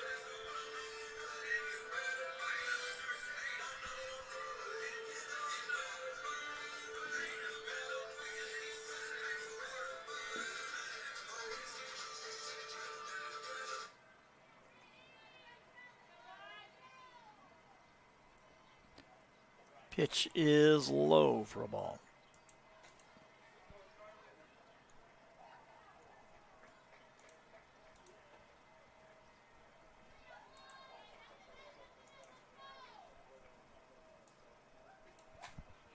Popped up, left side, shortstop drifts behind the third baseman, will make the catch. That is Austin for out number 1. Now batting number 16, Payson Hanson. Payson Hanson has grounded out to second. That was in the 2nd. She's also walked in the 5th.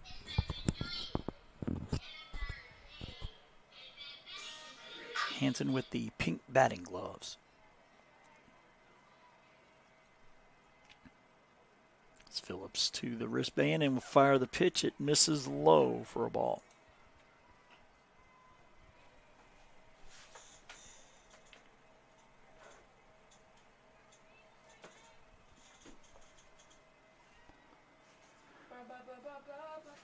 The 1-0 pitch, fisted foul. Catcher couldn't catch up to it. It's a ball and a strike.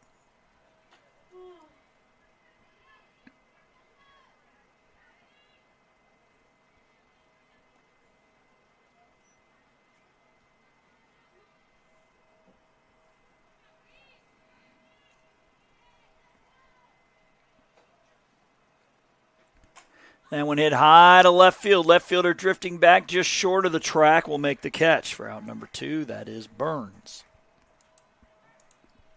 Now batting number 12, Abby Davis. Hanceville 1 out away from a win here in Game 1. It'll be up to Abby Davis, who has grounded out to short and has singled.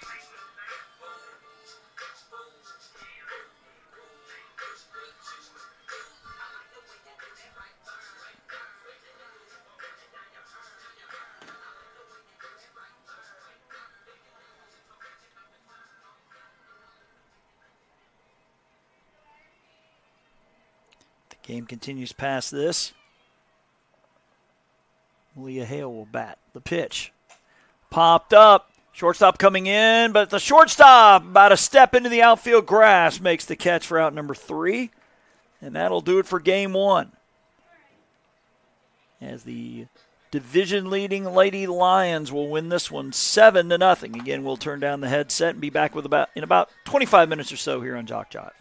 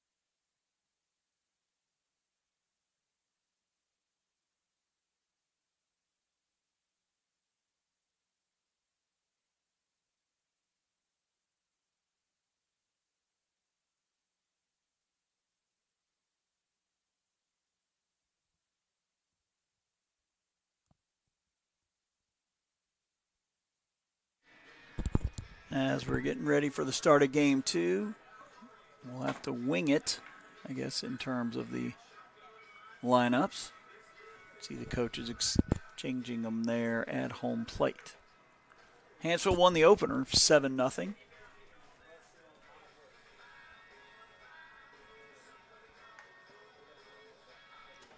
Looks like Bevel State in 5 innings beating Central Alabama 17-4.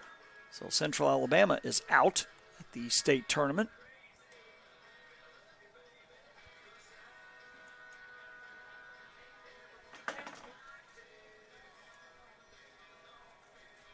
So it looks like the winner of Bevel and Enterprise, which is going to be starting at 3, will take on Wallace Dothan in the championship, and I think somebody will have to beat Dothan twice.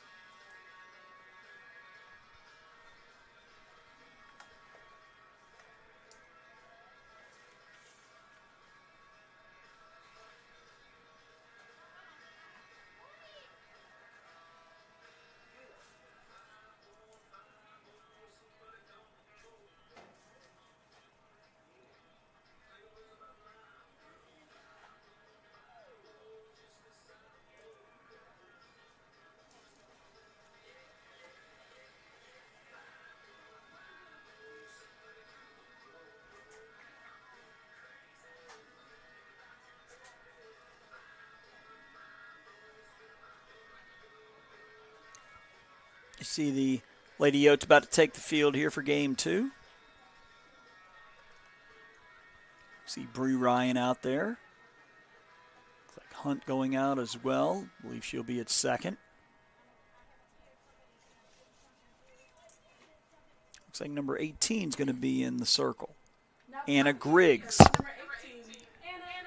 Griggs making appearance number 25 on the year. She's 5-5, ERA of 3.26. She has walked 36, struck out 35, and 64 1/3 innings.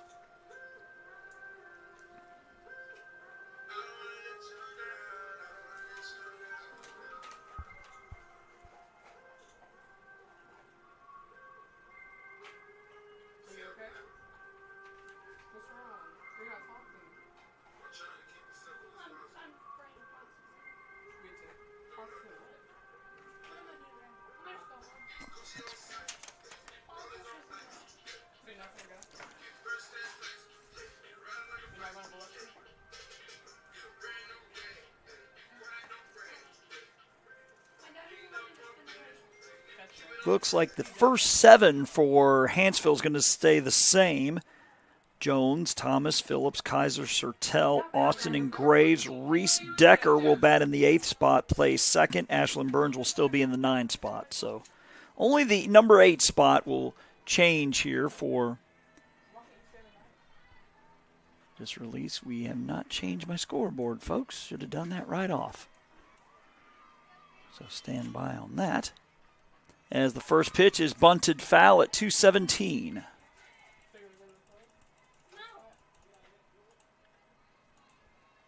There we go. This is Kaylin Jones. She's going to be the DP for this one and lead off. She was at short in game 1. She was 2 for 4 with a run scored. And that is strike 2 called.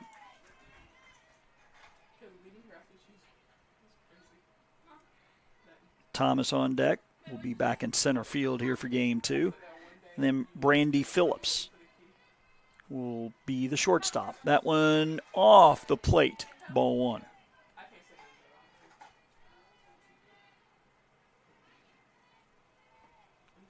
Hanceville winning the opener 7-0.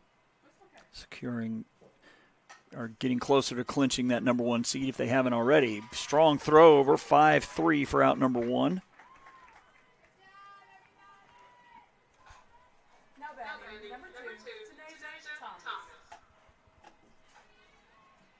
It's like Caroline Mathis at third with that strong throw over for the 5-3.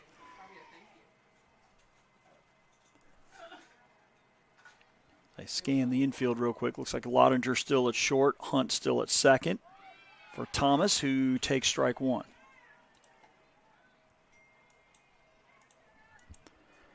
Thomas was 2 for 4 with a run scored and RBI. 2 runs scored and an RBI in game 1. Pitch from Griggs is low and away, ball 1. Infielders in all around. Anticipating Thomas is going to try to bunt her way on or trying to get a slap hit.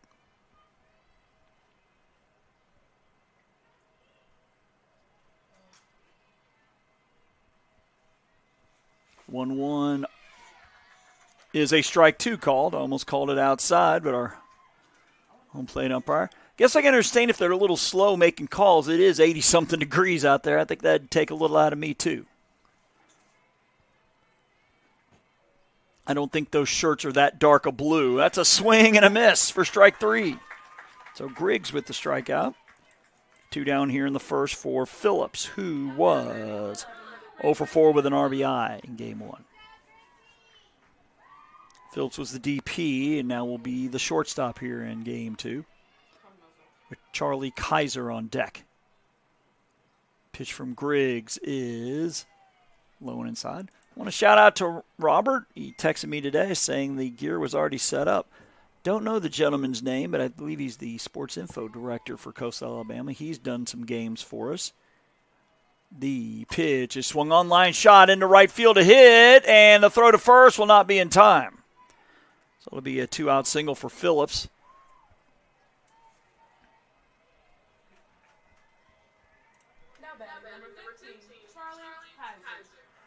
That's Riley Bennett, number 10, out there in right field. Couldn't field it cleanly, but when she did, she threw a bullet to first, but runner beat it out.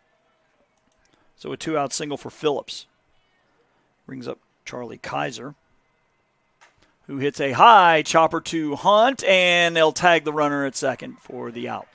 Fielder's choice will go for unassisted. We do not have the batting lineup for Coastal South. We'll just wing it as we go to the bottom of the first. No score here on JockJive.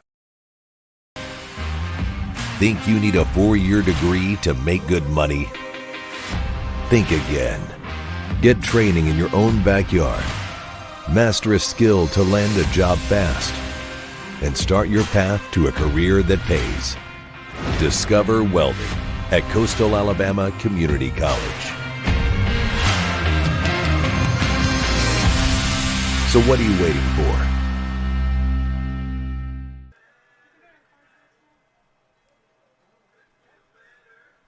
That's like part of the up and down. But my dad talks to me. I'm going to drive and drive right now. Listen for the Lions. Number 6, Ayla Smith. What? I don't want to drive and drive like 4 hours. I feel like I kind of planned. It looks like the first 4 will stay the same here for South. It'll be Hunt, Miller, Ryan, and Carpenter. Carpenter will be the DP for this one. Miller will be catching. Charlotte Lottinger moves up from 6th to 5th. Abby Davis moves up from the 8th spot to the 6th spot. She's in center. Caroline Mathis will bat 7th. Breely Corley will bat 8th. And playing left, Riley Bennett, the right fielder, will bat 9th. I was going to say something to mess you up. Now batting, number 5, Taylor Hunt. I would say, you want to go see Sinners? No, I'm not. No, I'm not seeing Sinners. Hunt will lead off the bottom of the first. She was 1 for 3 with a double in game 1. So only maybe 15 minutes behind our original scheduled time of 2 for game 2. But like I always say, that game 2 time's always in pencil. Hunt with a line shot caught by the shortstop. That's Phillips on the grab. 1 pitch, 1 out here in the bottom of the first.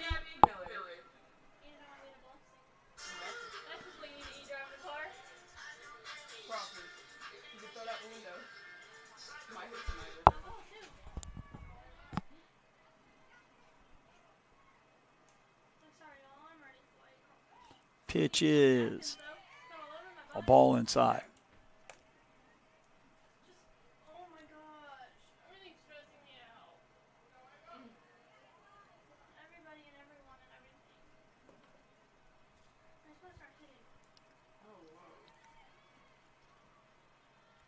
The 1-0 pitch, a swing and a miss. 2-1.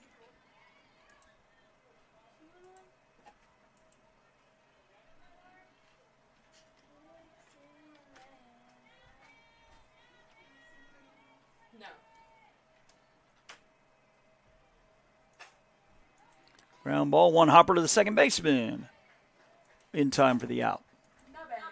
Double zero.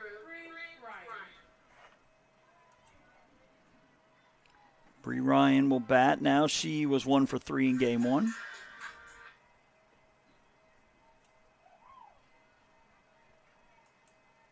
are you feeling like fast today? Like you ready to get up and out of here? Yeah. Okay, good. 'Cause me too. I shouldn't stay here all day. Pitch is low. What was that? You care today? No, I never really cared much. I just don't want to get on it. Sydney Carpenter will bat if the game continues, or the inning continues, rather. We're only in the bottom of the first here, game 2.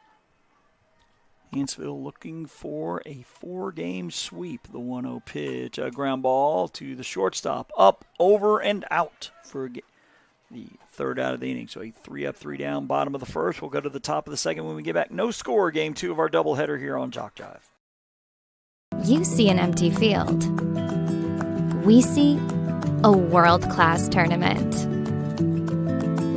We see an amazing wedding day.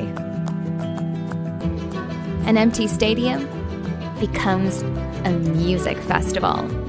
We see a blank canvas. We're the people who bring the biggest events to life. Discover event planning at Coastal Alabama Community College.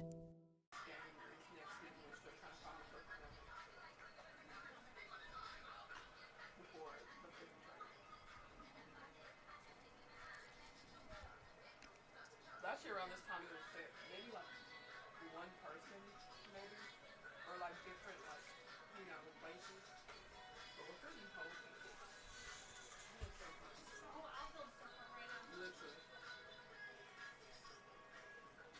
The only thing they really have set is second base Second Shortstop. shortstop. and catcher. Literally. Besides that, like, nobody's safe. But I feel like Lisa's gonna go as well. Yeah, I agree.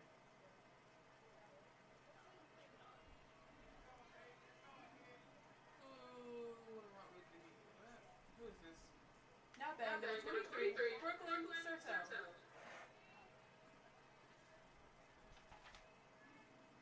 No. Pitch to Sertel, low and away here, and we're underway in the top of the second.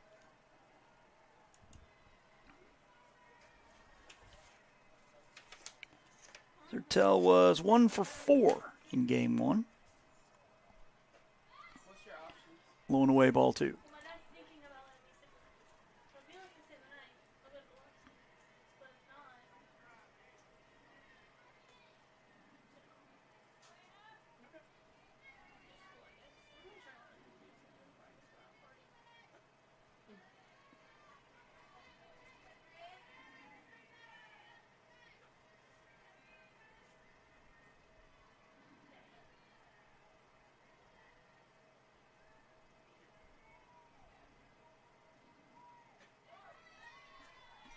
That one a strike.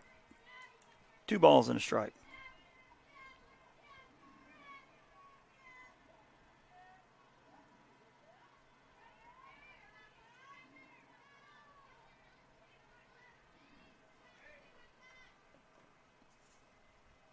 The 3-1 hit into left center. That's going to get down and one hop the fence right next to the Coyote logo, and they get it in quickly. So a long single for Sertel to lead off the second.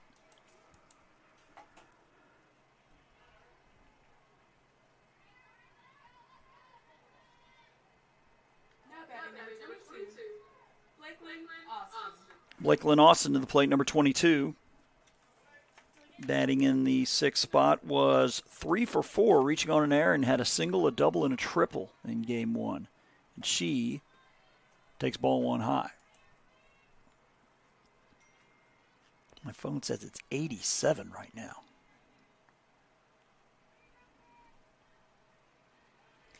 Graves with the look to the wristband and will fire the 1-0 pitch. That's hit into center field, and it's caught by the center fielder Davis. About head high for out number 1. It's hit right on the screws, but carried to the center fielder. Now batting, number 5, Leah Graves. Leah Graves was 0 for 4. Did drive in a run in game 1.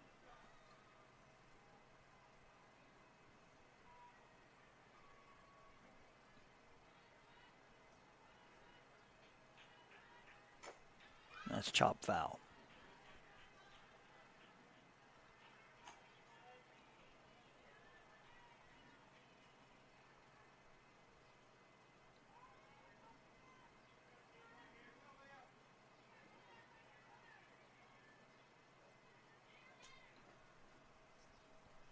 The 0-1. In there for a strike, 0-2.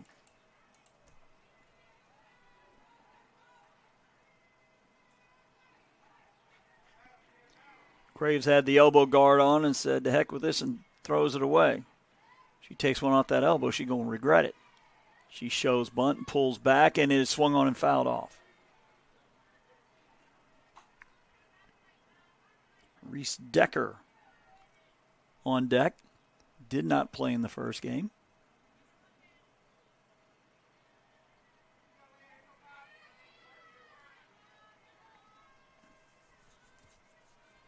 Pitch is low. Not sure, but I'm guessing it's in the neighborhood of 4 hours. The drive home from Hanceville, at least, I guess the good bulk of it will be interstate driving, so that'll make the drive go a little quicker. Wind picking up a little bit and blowing out. The pitch, a swing and a foul tipped at the plate.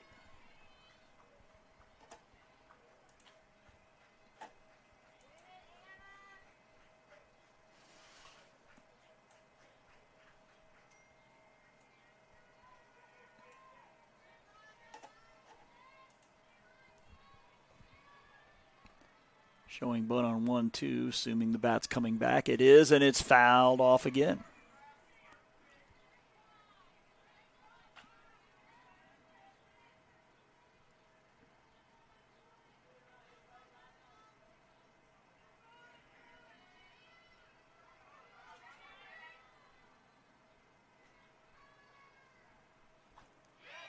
And a pitch misses. Somewhere for ball 2 is all the volunteer umps down below voice their displeasure.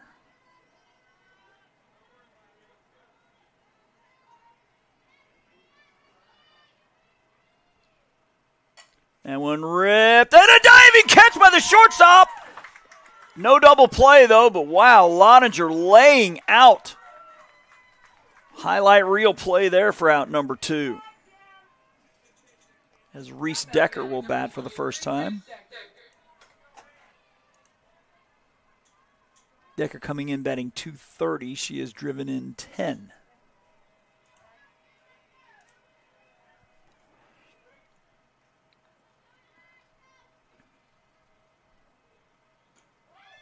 That one a strike called.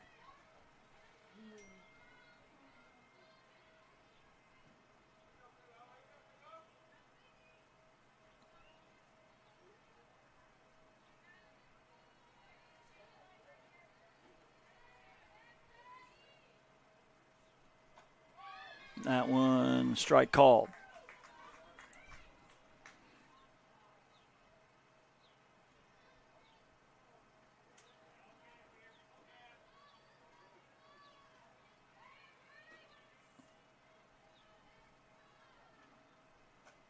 And misses outside.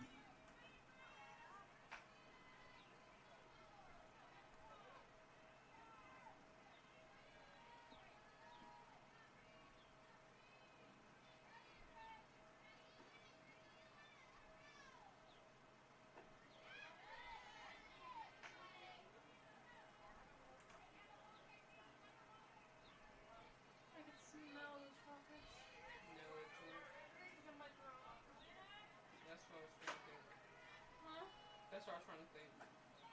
You're trying to get that. Yeah, I was trying to think if I want to throw up or if I'm hungry.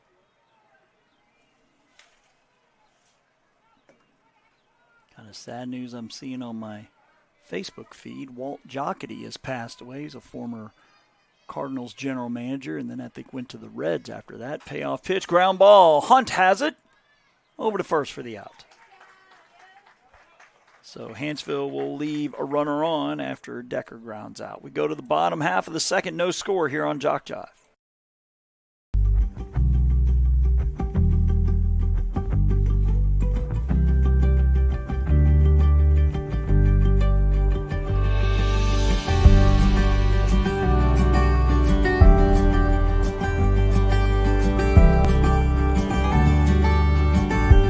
Discover pastry baking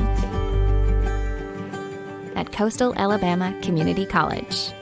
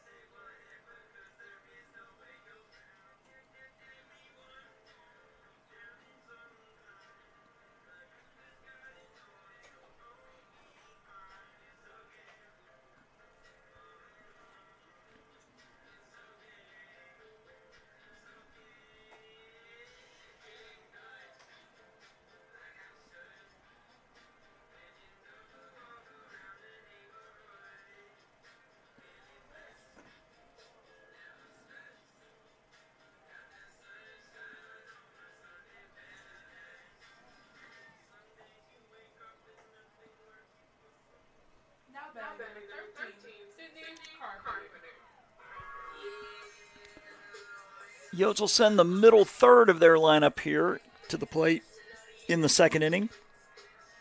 Carpenter, Lottinger, and Davis. Sidney Carpenter was 0 for 1, sacrificing a hit by pitch in game one. The first pitch she sees, she takes inside for ball one. So again, Carpenter, Lottinger, and Davis, your scheduled batters.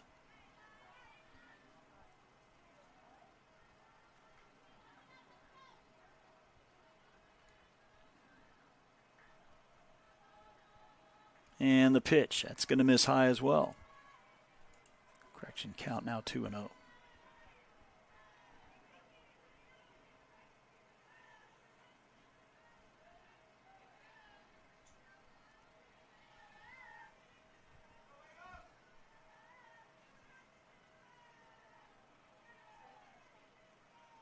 The 2-0. Missing high, ball 3.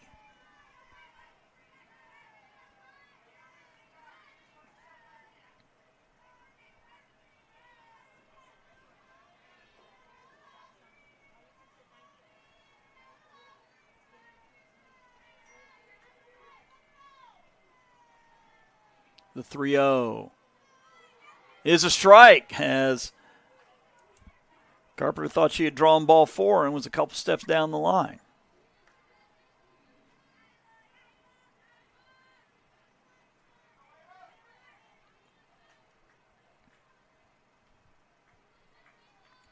The 3-1 is ripped and drops into shallow left, a base hit for Carpenter. So something I think they did just once in game one, put the leadoff batter aboard. Charlotte Lottinger will bat. She was 0 for 2 with a hit by pitch in game one.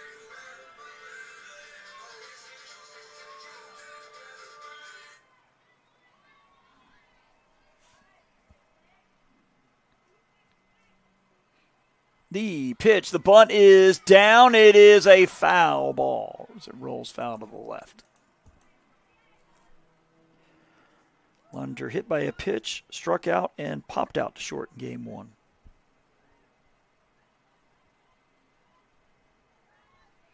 That'd be Davis, the on-deck batter.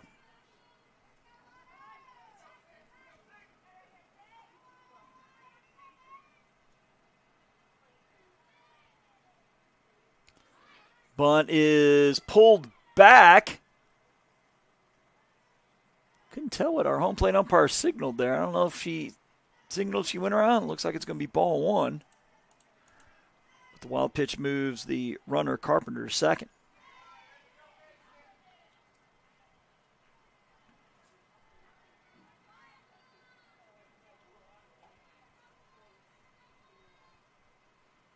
The 1-1. The bunt is down. The pitcher will field and throw to first for the out. Sacrifice goes 1-3.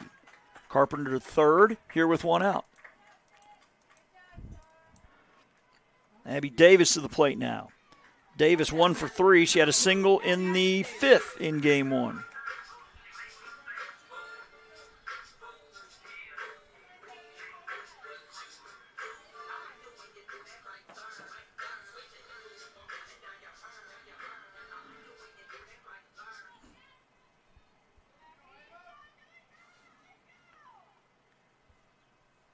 Pitch back up the middle, off the leg of the pitcher, and that's going to drive in a run, I believe. Yes, the runner's going to be safe. That's going to be a hit off the leg of Ava Smith. Carpenter scores. South takes the 1-0 lead here in the second.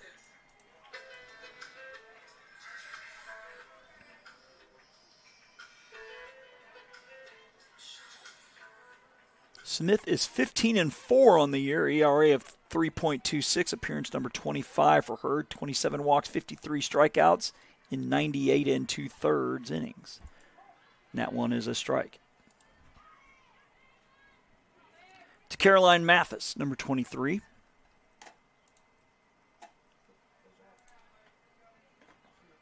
Coming into play today, batting .280.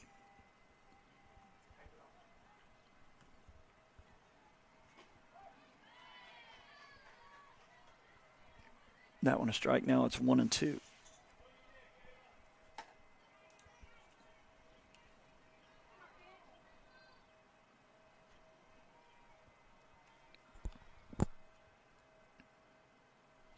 Ridley Corley on deck. The pitch is low and away.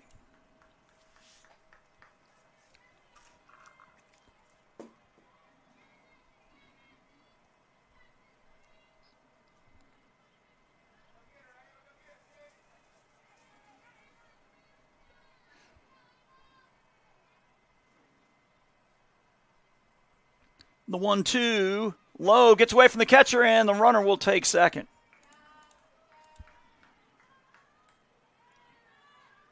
Davis to second.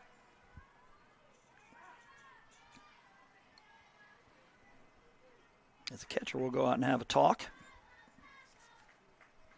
So Sertel catching both games today for Hanceville. Imagine she's going to sleep all the way home. Not easy catching 2 games of a doubleheader in 80-degree plus weather.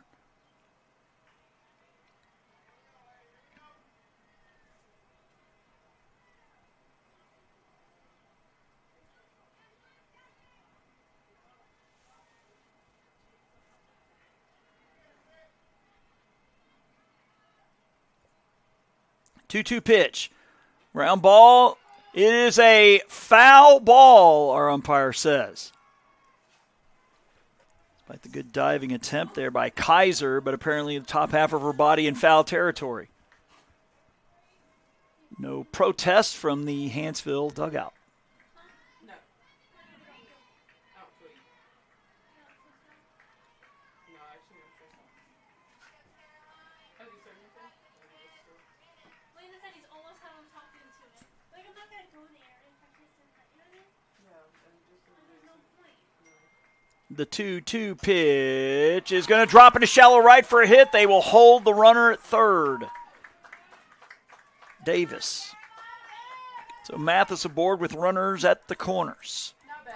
Number three. Really Corley. Ridley Corley batting for the first time today. She comes in batting .302 with 11 RBIs. No extra base hits on the year.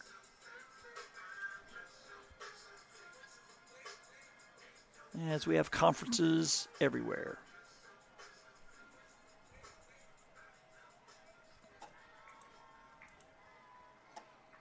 Mentioned in game 1, both of these teams will head to Alabaster in 2 weeks as they have clinched postseason spots.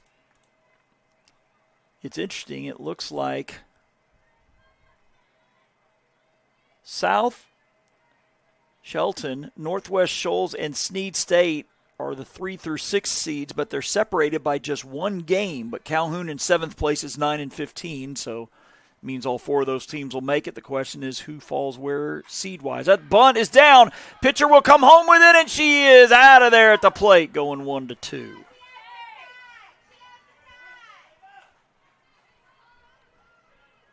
Davis tagged out. Still have runners at first and second here with 2 outs. Number 10, Riley Bennett. I believe this is her first AB of the day. Bennett coming in batting .250. 3 hits and 12 at bats.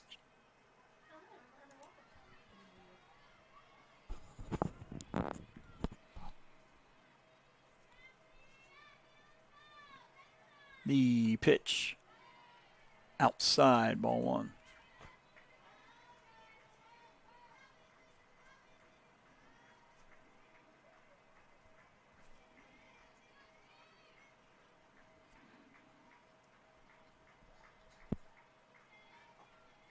One 0 pitch is fouled off. Ball and a strike. The inning continues. Taylor Hunt will bat for the second time.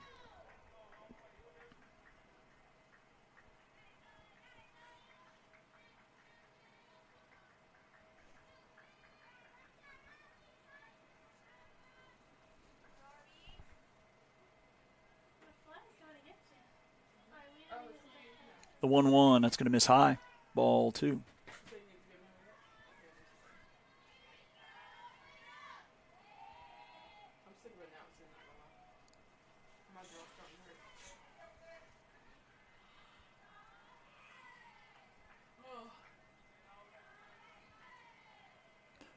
Two one from Smith is low. Ball 3.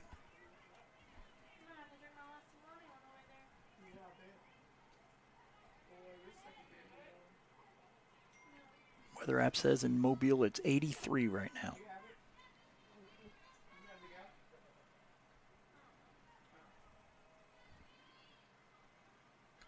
Three 1 pitch, swing and a miss. Count now full.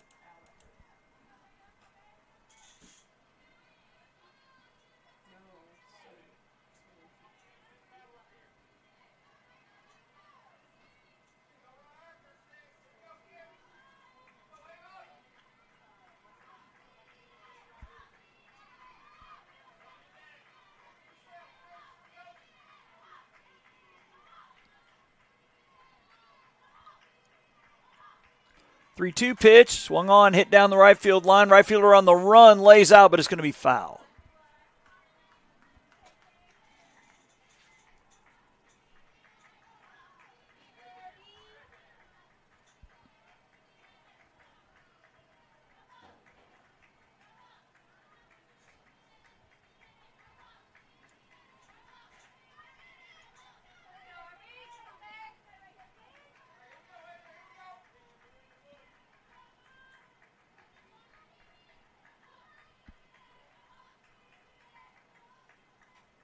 Payoff pitch is fouled back.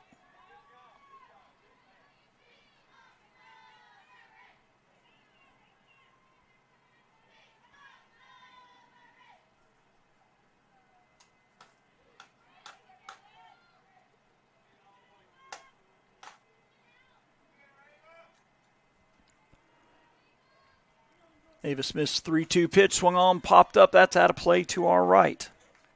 So a good battle here with the number 9 batter, Bennett and Ava Smith for Hanceville. Single tally here in the second. RBI single from Davis, plating Carpenter. The South looking to salvage a game here in this 4-game series.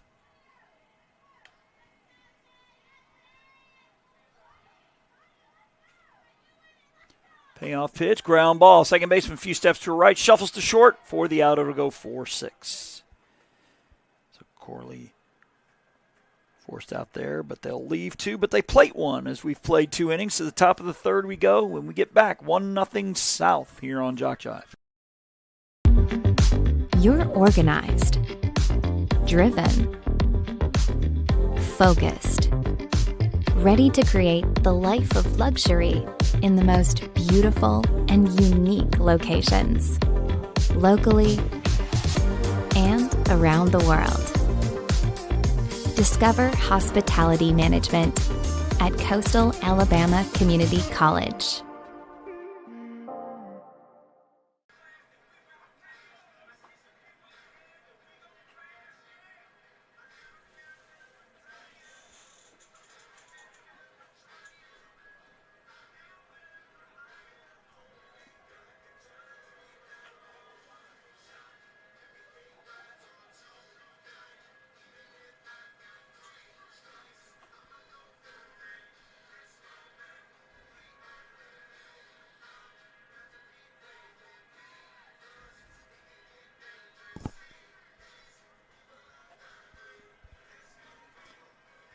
Wallace Hanceville will send up 9, 1, and 2 here in the top of the third. It'll be Burns in the top of the lineup with Jones and Thomas.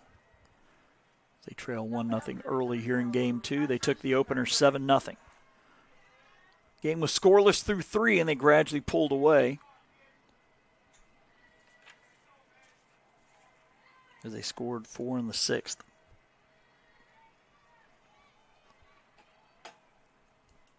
Pitch is a strike call.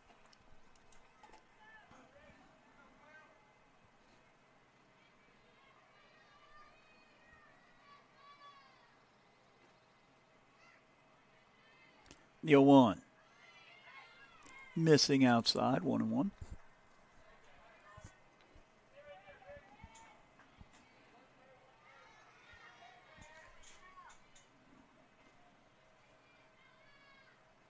One hit high to right center. Right fielder on the run, coming in, making the play.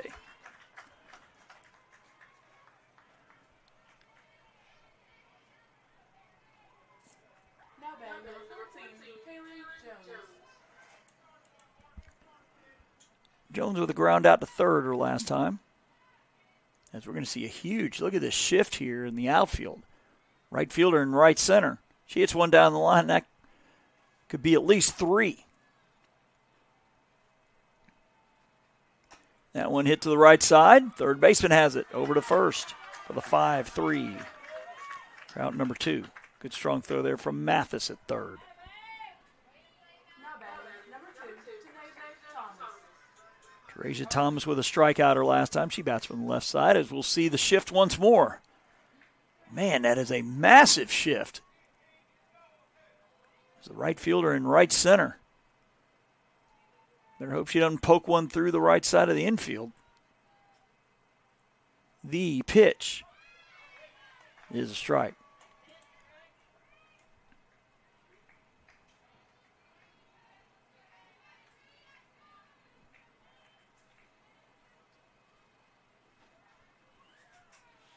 The 0-1. Swing and a miss. Strike 2.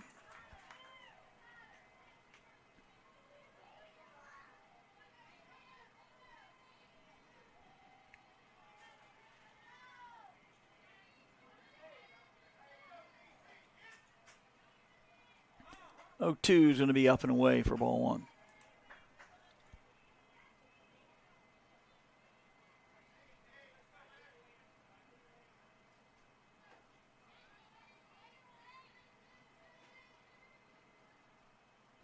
The 1-2 off the plate, ball 2.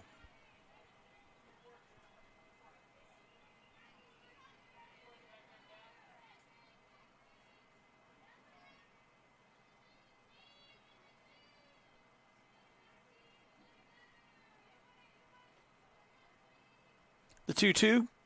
Swung on, missed, held on to for the strikeout. So it's a 3-up, 3-down, top of the third. Then to the bottom half we get back. South with a 1-0 lead here on JockJive.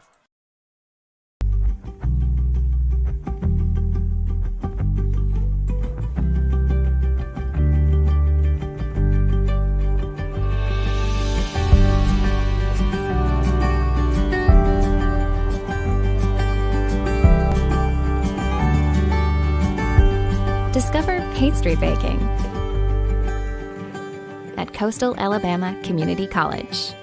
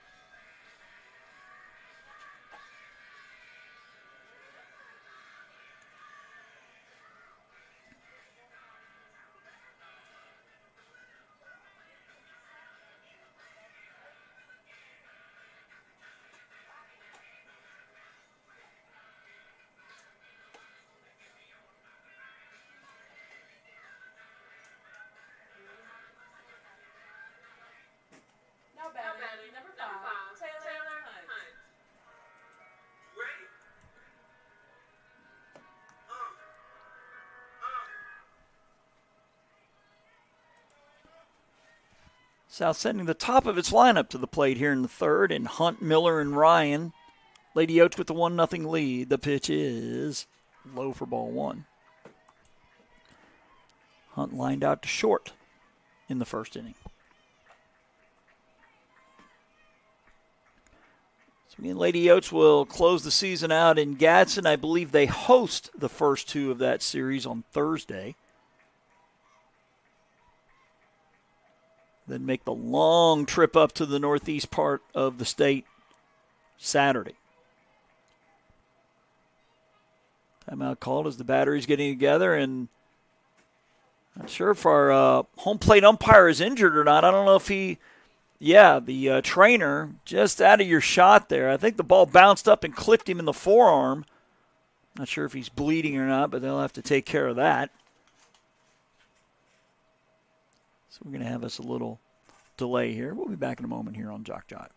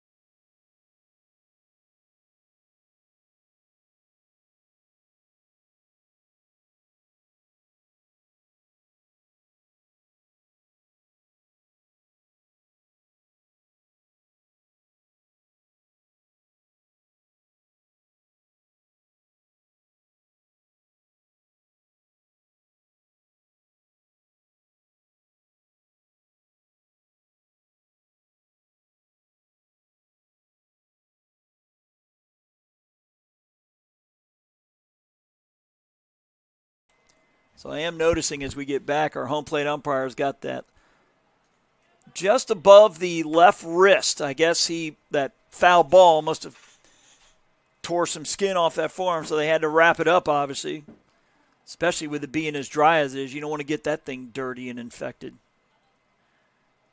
So shout out to our umps today. Like I said, I don't think those shirts are supposed to be that dark a blue. That's just because they're drenched in sweat out there in this hot weather. It's a ball and no strikes to Taylor Hunt, leadoff batter.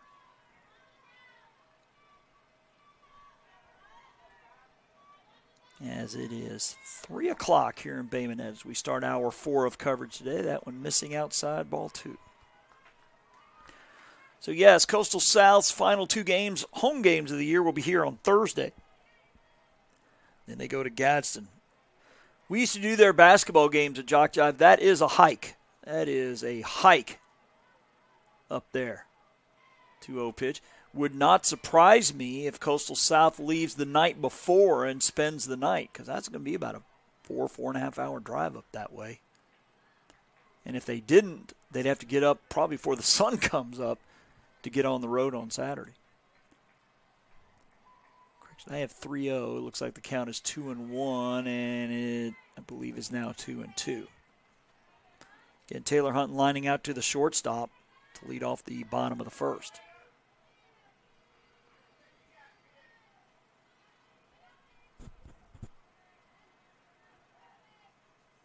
The 2-2 pitch, up and away for ball 3.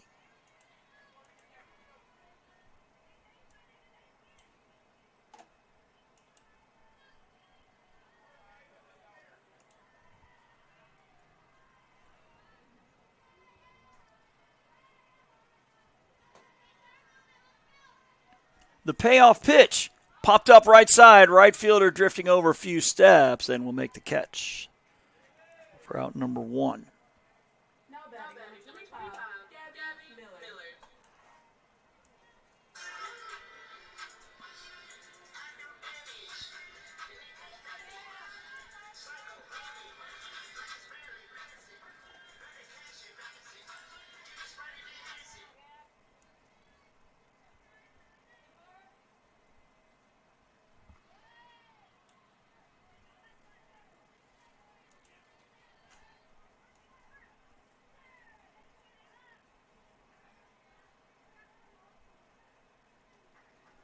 Division II, Central Alabama leading the way at 33-1 in conference. They have won 31 straight. The 1-0 pitch. Low and away. So they lead Division II. They are a full 5.5 games up on Bishop. So it looks like Bishop will be the 2 seed in Division II. Then it's Wallace, Dothan, Enterprise, Bevel, and MMI. LBW, I believe, was eliminated on Thursday. The 2-0 pitch is a strike called. Basically, LBW needed to sweep Enterprise State and hope that Reed State, who has not won a game in conference, won once. So, and Reed State, obviously, first-year program on baseball and softball. I believe they started basketball a couple years ago. The 2-1 pitch is off the plate, ball 3. So in Division II, it looks like Central Alabama and Bishop will get the byes. Wallace Dothan is up 2 on Enterprise for the 4 seed, and then Bevel a half game back of Enterprise. So it looks like MMI will be the 6, Dothan will be the 3, and then Enterprise and Bevel will be 4-5. And that's going to be a walk to Gabby Miller. Now batting, Bree Ryan. Bree Ryan grounded out to short her first time. In JockJive, we'll be bringing you all of that postseason action as well as the Georgia Junior College tournaments.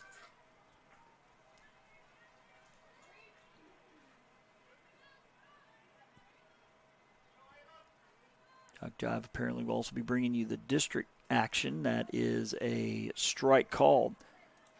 I believe it's a best-of-3 series that's played after the Alabama State tournament. I believe Alabama and Mississippi.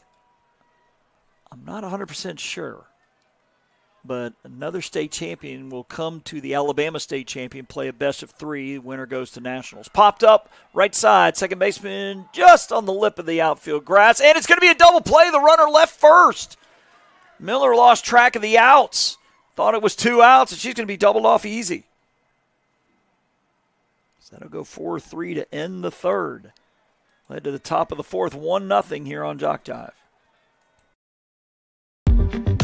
You're organized, driven, focused, ready to create the life of luxury in the most beautiful and unique locations, locally and around the world. Discover hospitality management at Coastal Alabama Community College.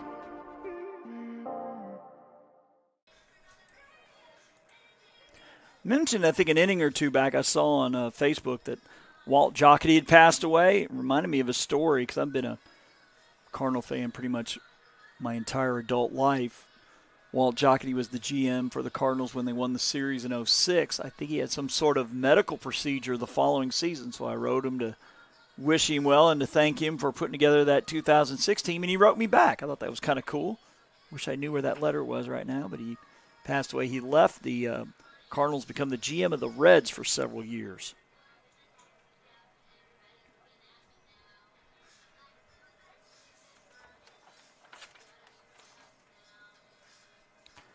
Interesting story. I think I hear Miley Cyrus in my headset. I thought I saw online that her father, of course made famous for the Achy Breaky Heart song, is dating Elizabeth Hurley now. So, hey, congrats, dude. Because Elizabeth Hurley still looks amazing, well into her 50s. As we go to the top of the fourth, Phillips. Phillips with a single her last time. It'll be followed by Kaiser and Sertel. 3, 4, and 5 for the Lady Lions. They trail 1-0 here in the top of the fourth, game 2 of our doubleheader. That is low and away, ball 1. So JockJive Sports is our address on Facebook. Normally Robert on either Sunday or Monday will list everything we're doing for that week, and then every morning when we have games. That one is hit well to center field. Center fielder going back and makes the catch just short of the track. One down here in the fourth for Charlie Kaiser, who hit into a fielder's choice to end the first. JockJive is also on X, Instagram, and Instagram. You can also follow along on our YouTube page. You can see our games there. Kaiser with that squat batting from the left side as she'll step out. Yeah, and Wallace Hanceville's kind of got that Clemson look going, or Virginia maybe. The pitch is off the plate because Virginia and Clemson both have that predominant orange. Actually, looks like a little more UVA with those dark blue pants. Looking like the Virginia Cavaliers out there. Or Virginia looks like them. The 2-0 is a strike call. Of course, the Yotes kind of got the FSU look going, even though it's more white than anything else in the uniforms today. They got the garnet and gold on the trim on the letters. The pitch is swung on and fouled off. I was talking about it with the managers up here for the game. I think it was the Thursday before last, 12 days ago. It was that shooting at Florida State, and I was listening to that on the way to Andalusia. A little concerning because I know a ton of kids that go to school there. The 1-2. Ground ball, shortstop, to her left, Lottinger over to first for the out. Goes 6-3 as Sertel will come to the plate. Because I remember posting before I started the broadcast, just saying, hope all my quote-unquote FSU kids are doing good. And pretty much every parent that's on my Facebook list with kids there was explaining where they were. I had, I think, at least 2 that were sheltering in place in an adjacent building. Pitch is up for a ball. I think I saw once or twice on that thread that people were walking to class and dozens of people were running the other way as the shooting was happening.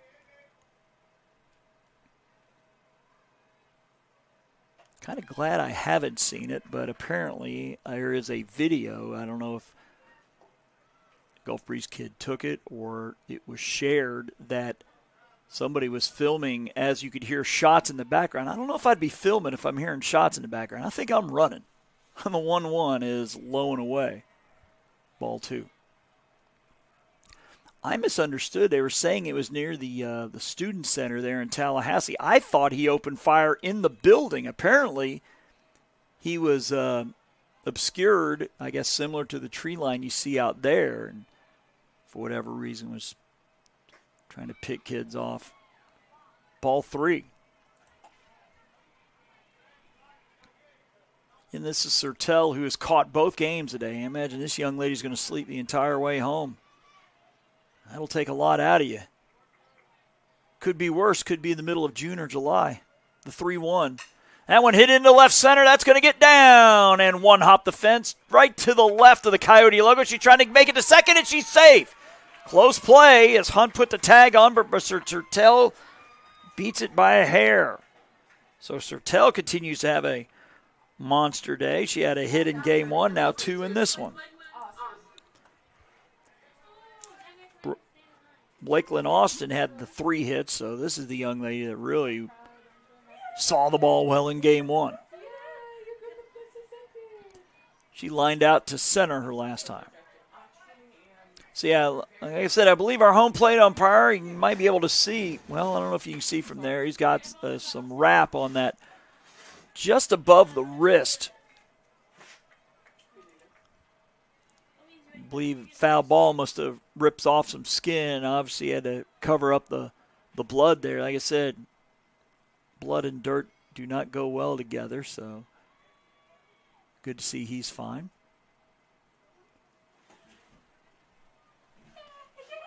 The 0-1, past the pitcher into center for a hit. They're going to send the runner around. The throw from center is going to come all the way home, and it's going to be offline. Oh, the runner thought about going 3-0. The ball ends up in left field, and it gets away from the left fielder. She's going to come around to score on an E2. So I believe it'll go down as a double for Austin, driving in a run. Then she scored on the air from the catcher.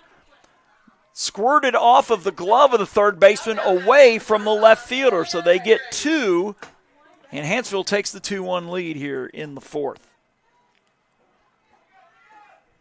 Just an unlucky bounce there for South, as Graves, who lined out to short, will come to the plate.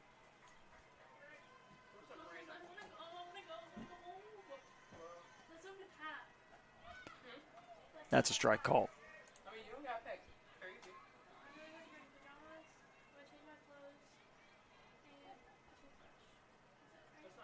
Not sure if he's watching, but if he is, shout out to Daniel Head. He's the AD here at Coastal Alabama. And does it hit her? Yes.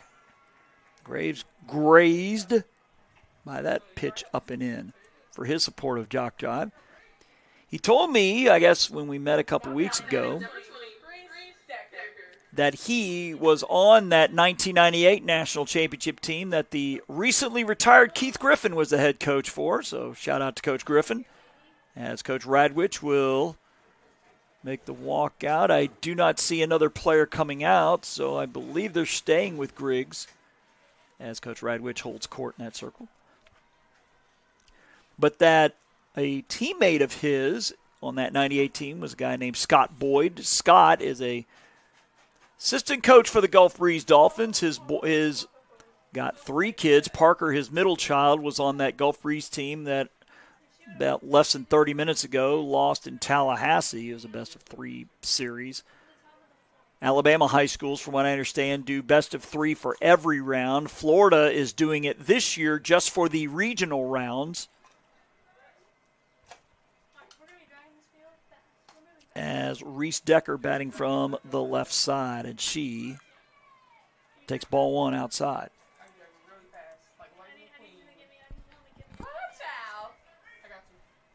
So shout out to Daniel Head for his support of JockJive over the years. He's kept us awfully busy.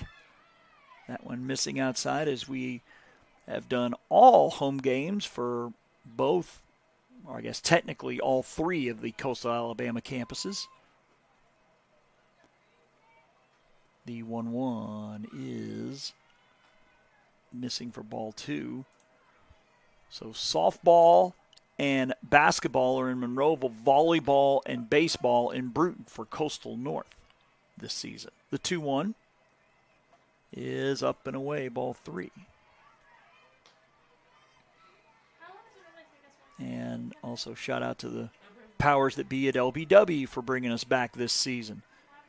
I think we were doing their games pre-pandemic, so it's been a few years. 3-1 from Griggs is a strike called on the outside corner. Count now full to Reese Decker. Burns will bat if the inning continues. Pair of doubles and a throwing error have Hanceville up 2-1 here in the 4th. Payoff pitch from Griggs is strike 3 called. And they'll throw down, but they didn't need to. So Hanceville does get 2. They leave a runner on. We'll halfway home here in our nightcap, if you will, to the bottom of the 4th. 2-1 Hanceville leads here on JockJive.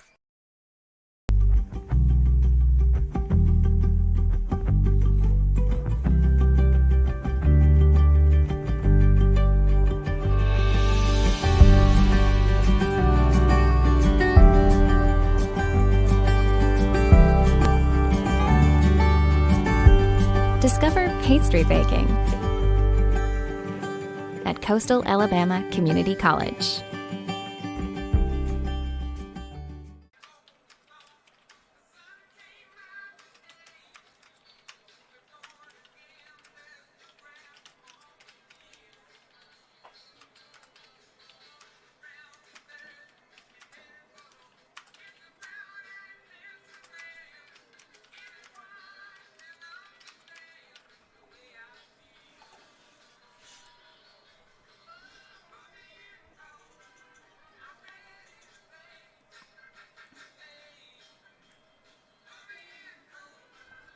We hear some John Fogerty in my headset here. Of course, John, the legendary lead singer of Creedence Clearwater Revival, reminds me of a story.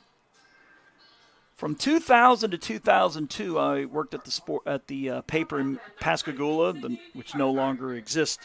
From what I understand, the Mississippi Press, I went to a concert at one of the casinos. It was called Creedence Clearwater Revisited. Apparently, John and the remaining members of the band with a lengthy court battle on whether they could use the name or not. So I don't know if that means John won the case or it was settled that it would be Creedence Clearwater Revisited going forward. Pitch is a strike. I remember meeting a college-age couple there, and I swear the three of us were the youngest people by at least 30 years at that concert. For the life of me, I can't remember which casino it was. Don't think it was the Bow, the 01. Might have been. Not sure which one of those casinos there in Mississippi have those ballrooms for the concerts. I know they did. I don't know if they still do those seafood buffets. Oh, my goodness. Some good eating there. 1-1 to Sydney Carpenter to lead off this bottom of the fourth, and she takes one high. Carpenter more than capable of tying this game with one swing. Leads the team in home runs with 14.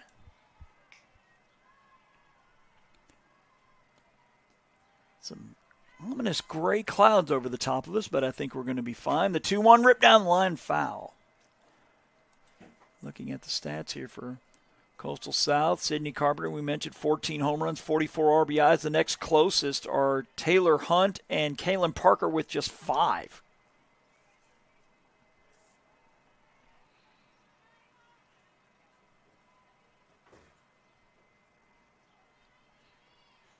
Smith still in the circle for Hanceville, and her 2-2 pitch is swung on and fouled off at the plate. S-Y-D-N-I, Sydney. It might be the first time I've seen it spelled that way, too. As she steps back in. Again, Carpenter, Lottinger, and Davis, your scheduled batters. Mathis will bat should any of those ladies reach. We're in the bottom of the fourth, game 2. Hanceville up 2-1. The pitch is fouled off again to the left.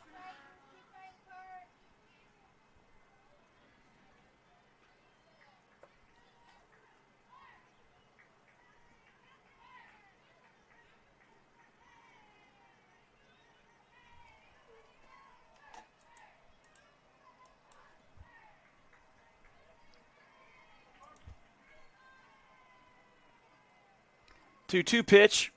Swung on, held on to. They'll throw down anyway for the strikeout.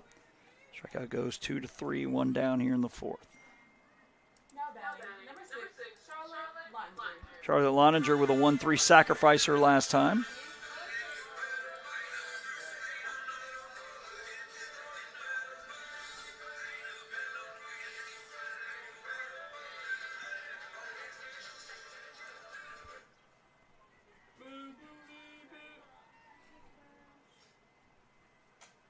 Off the end of the bat to the third baseman. Long throw across and plenty of time. It'll go 5-3 for out number 2. Now batting, number 12, Abby Davis. Abby Davis with an RBI single. Drove in the only run for South here. That was in the second.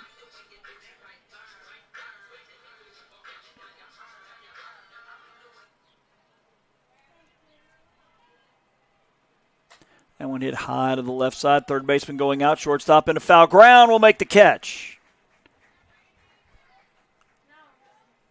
So a 1-2-3 bottom of the fourth. 4 innings in the books. We'll head to the top of the fifth. Hanceville with a 2-1 lead here on JockJive. Think you need a 4-year degree to make good money? Think again. Get training in your own backyard. Master a skill to land a job fast. And start your path to a career that pays. So what are you waiting for? Discover aviation at Coastal Alabama Community College.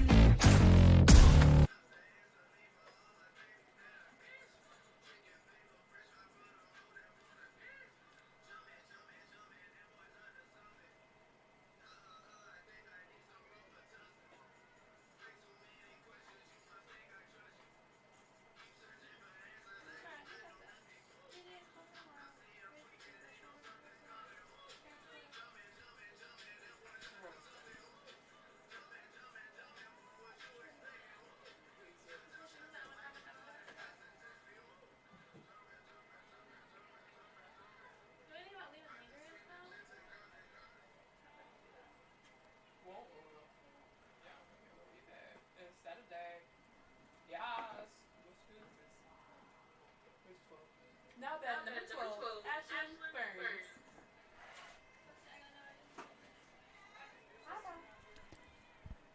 Hanceville is going to send up 9-1-2 here in the fifth as Ashlyn Burns will take one for strike one. Burns with a fly out to right her first time.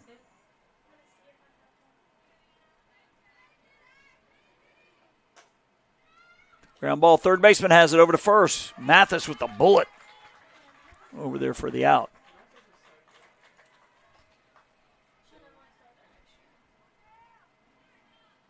Now batting number 14, Kaylin Jones.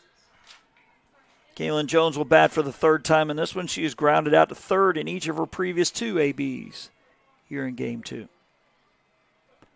And she tries to get the bunt down. She does, but it's foul. Down the left side, it's 0-1.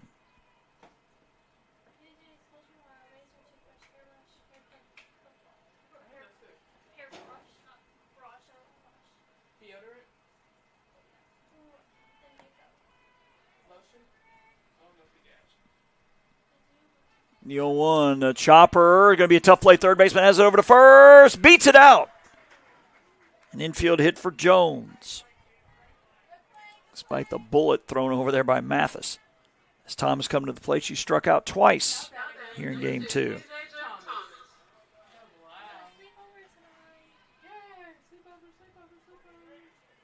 This might be the only time today where, like I said, not sure, you can see a little of it in your shot there, but we have a lot of cloud cover over our heads. That one up and away, ball one, but again, we're going to stay dry. Might have been one game in Bruton where we had a brief shower for like 30 seconds, but outside of that, it's been an awfully dry baseball and softball season. That's fouled off, which is good and bad. Good that we can broadcast without weather hurting our equipment, but makes it very warm and dry. Hope this isn't a sign of things to come this summer. If it's 80 degrees in April, I don't want to know what July and August are going to be like. The 1-1 pitch is fouled off. Does have me thinking that we're going to be doing the showcase series again this summer. Fridays, Saturdays, and Sundays, I believe, starting after Memorial Day. Robert and myself will be all across the Southeast. Outfit is called United Baseball. They put on these showcase tournaments for high school age boys trying to get looked at the next level. That one low and away. Actually, I think one of them, Boroff, I think his name is Jake Boroff from Enterprise. It was the player of the year, the ACCC. That one is low, gets away from the catcher. Wild pitch, moving Jones to second. Correction, count now 3-2. I know that I'll be at Pearl River Community College and Troy and UWF all weekends in June, as I guess Miller's asking if she went around. The base umpire says no. So be sure to follow us on all of our social media platforms on when those will start. 3-2, ground ball, shortstop, can't get to it. Runner's going to come around third and hold up there as Hunt backing up the play. I think that'll be an infield hit. Wind's starting to pick up. There's the wind blowing straight out. You might be able to see the flag there, right side. And that's a big flag, too. As Brandy Phillips is 1 for 2 with a single. As Coach Radwich entering your shot there from the left.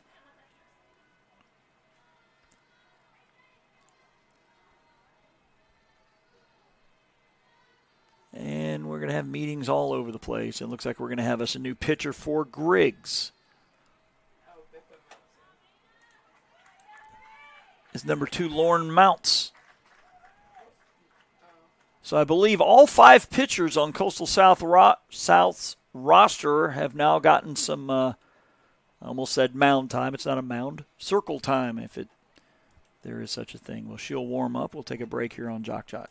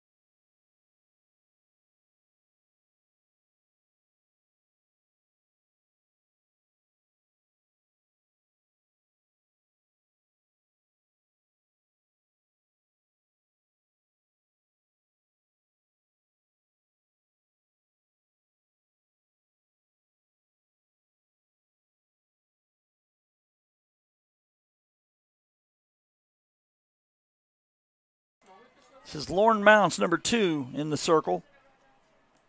For Coastal South, she'll face Phillips here with runners at the corners. The pitch is throw down. They're going to try to get the runner up.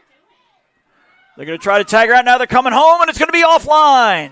So the double steal does work. It just took a little longer than normal as Jones comes in. Thomas was trying to get hung up to occupy the South infielders, and it works. It's 3-1. Lauren Mounts in the circle for the 28th time. She is 16-4, a record of an even 3. In ERA, rather. 29 walks, 101 strikeouts, and 112 innings. The pitch. That one hit high to left field. Left fielder on the track. The park will just hold it as it's caught for the out. I'd say another 5 feet would have been out. But it hangs up there for the left fielder. I believe that's Corley out in left for the out. Charlie Kaiser is 0 for 2 in this one.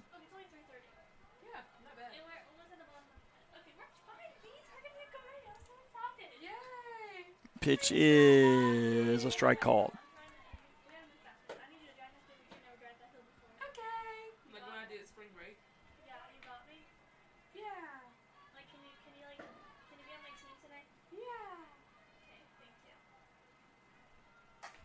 That hit high down the left side. Left fielder with a long run and foul ground. Laying out. It's foul. Good effort, though.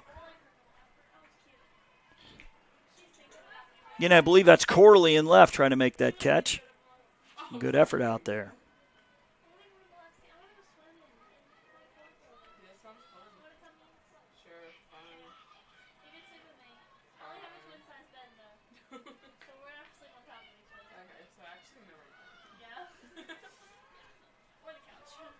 Runner at second here with 2 outs.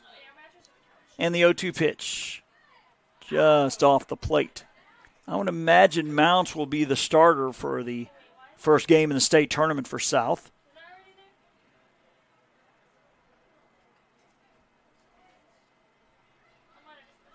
The 1-0 hit high to the left side. Corley on the run will make the catch for out number 3. Hanceville gets another run on 2 hits. And they leave 1. We'll go to the bottom of the 5th when we get back. Hanceville up 3-1 here on JockJive.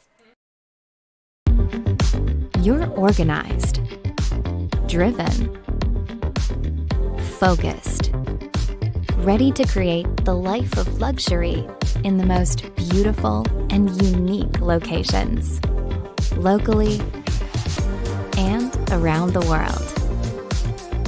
Discover hospitality management at Coastal Alabama Community College.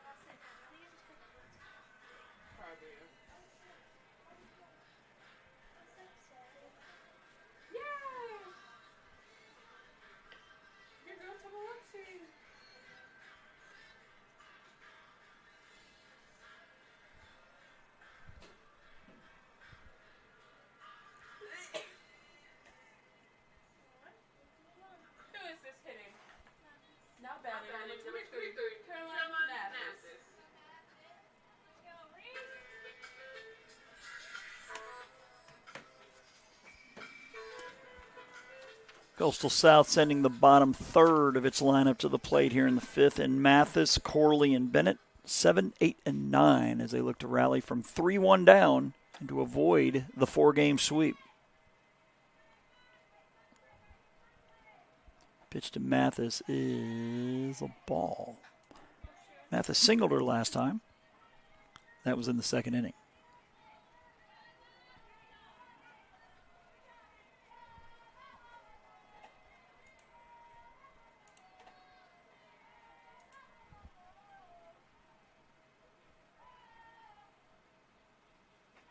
Pitch is a strike called.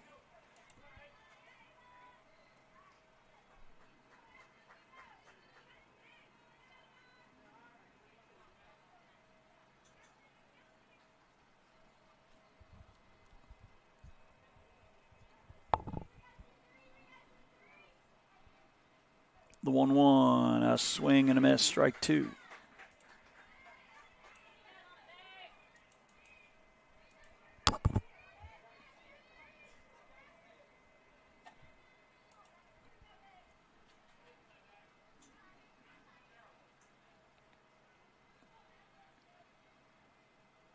The 1-2.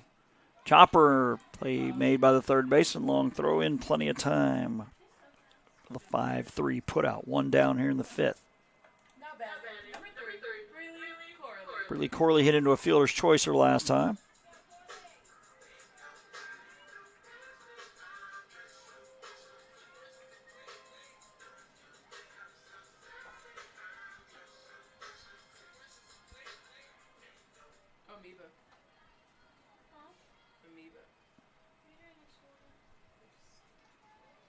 The pitch swung on, fouled off. Riley Bennett, the on-deck batter.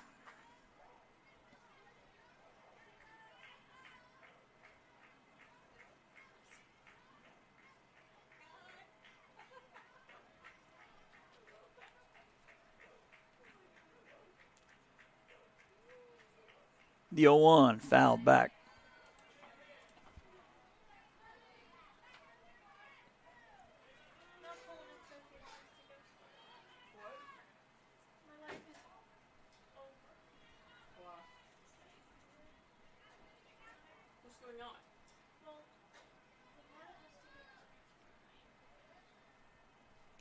Oh, 1 pitch to Corley is going to be low and away. Gets away from the catcher, ball 1. Marine dies homes.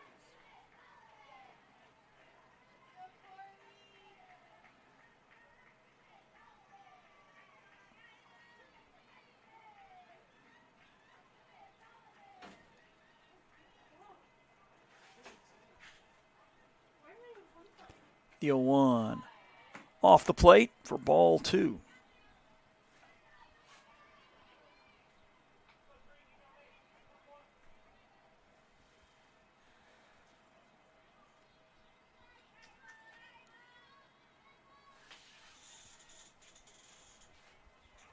And the wind's still blowing out. Going a little from left to right, it looks like. 2-1. Laced into shallow left center. A base hit for Corley. So the tying run coming to the plate here in Riley Bennett, who hit into a fielder's choice last time. Now Bennett. Number 2. Riley Bennett. I hope he does good. Like, I really want that girl to do good.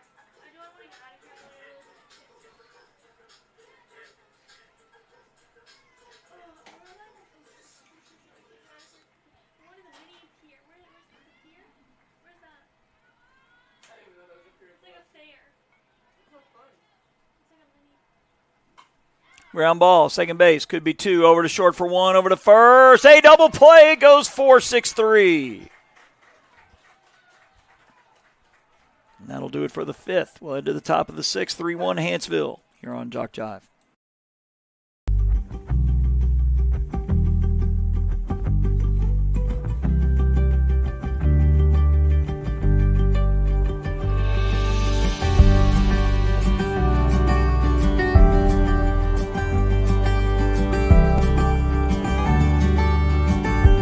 Discover pastry baking at Coastal Alabama Community College.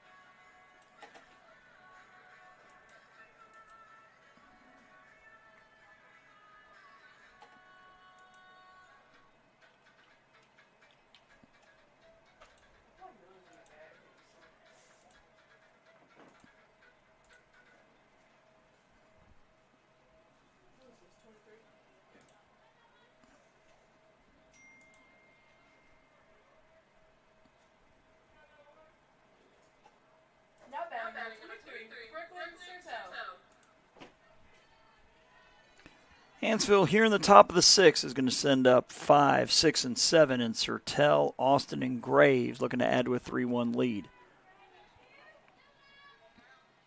This is Mounts in relief of Griggs. That one is low and away, ball 1. So all 5 of South's pitchers are going to be in the box score today.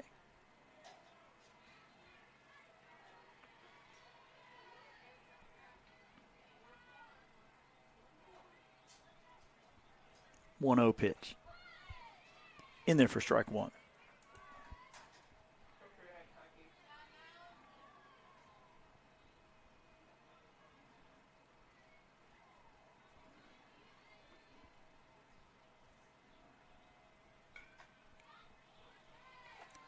Missing.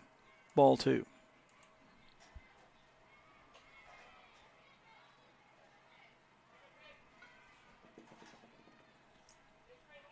Carpenter also looks like she's catching both in this doubleheader, as is Sertel. The pitch is fouled back.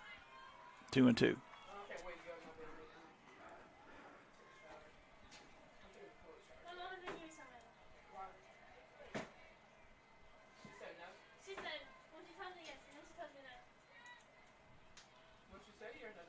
That one popped up and off the netting.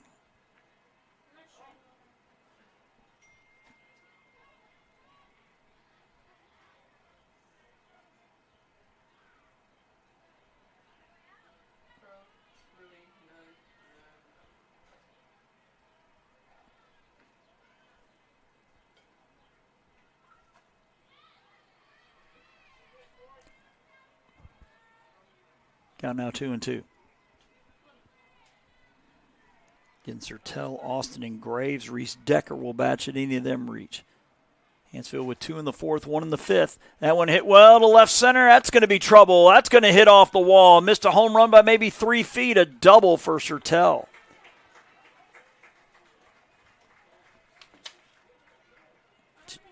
Third hit of the game, 4th of the series.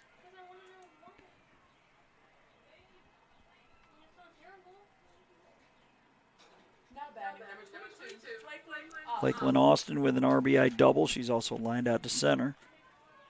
She has 3 extra base hits today and 4 for 5 overall.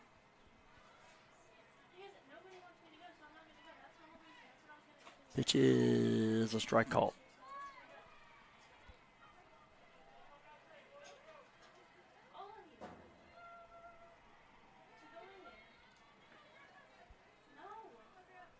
The 0-1.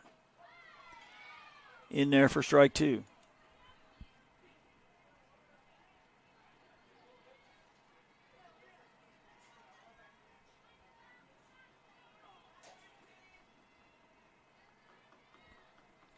Pitch is popped up. Shortstop makes the catch. 1 down in the 6th here for Leah Graves, who's lined out to short and it's been hit by a pitch.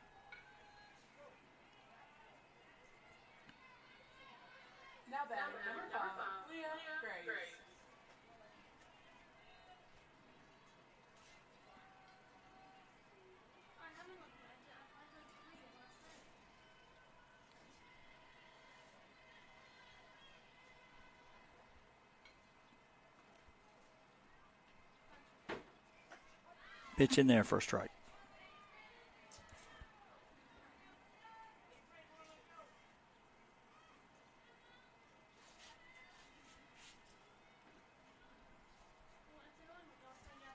That one hit a mile high. It's going to hit out of play behind us.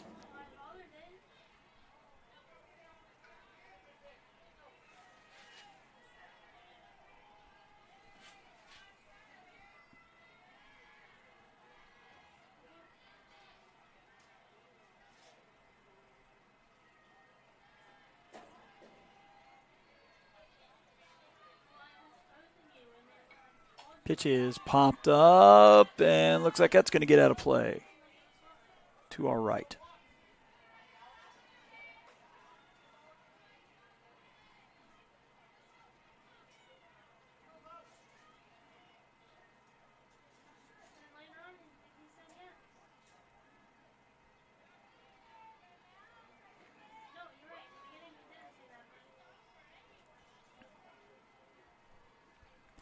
Pitch is going to be up and away. 1-2. To Leah Graves.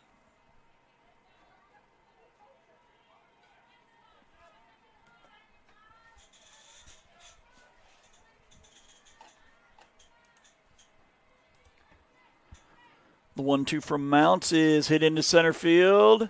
Catch made. 2 down here in the 6th. That's Davis on the grab as number 20, Reese Decker, who is grounded out to second and struck out.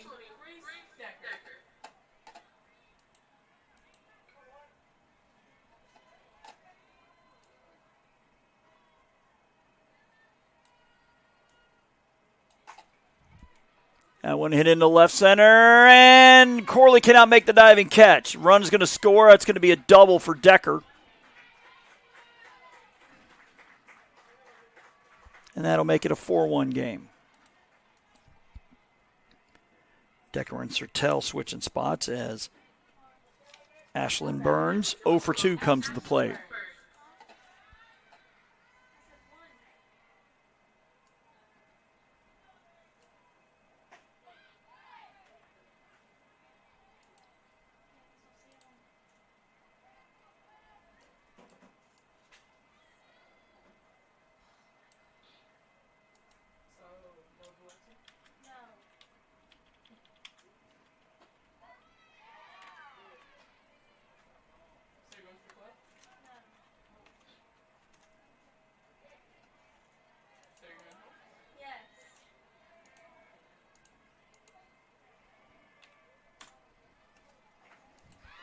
And a swing and a miss.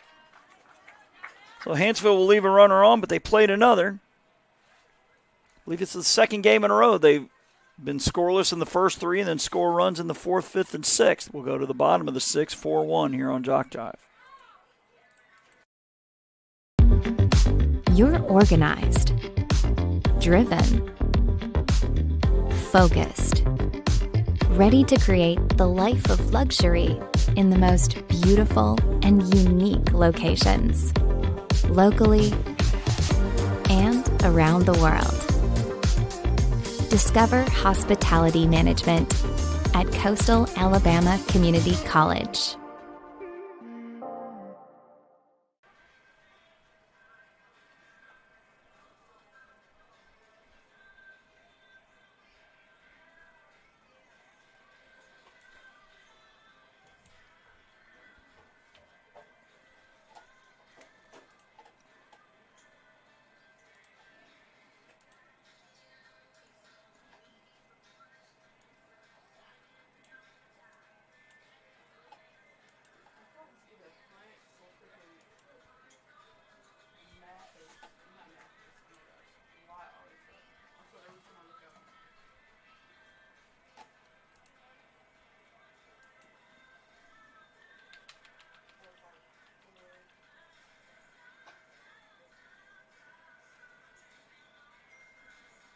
Not bad. Number 5, Taylor Hunt. Taylor Hunt about to bat for the third time in this one. She's lined out to short, flown out to right. So it's going to be Hunt, Miller, and Ryan. So look to rally from 4-1 down and avoid the 4-game sweep.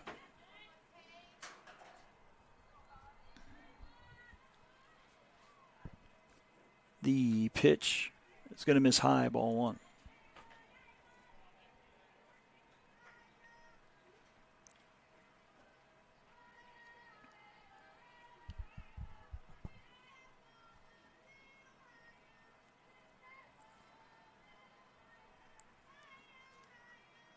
One-zero pitch in there for a strike.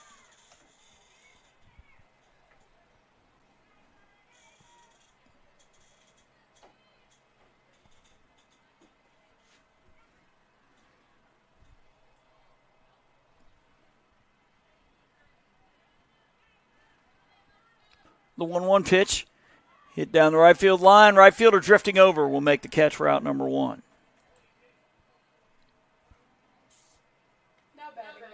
So that's Austin out there, the right fielder, putting it away. Gabby Miller with a ground out and a walk, looking for her first hit of the day.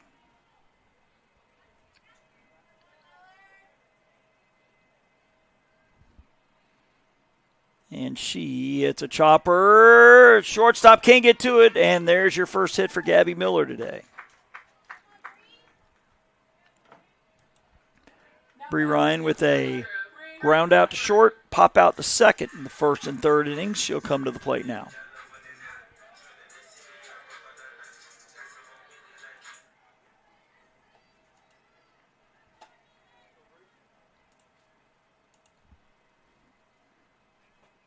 Pitch to Ryan is a strike.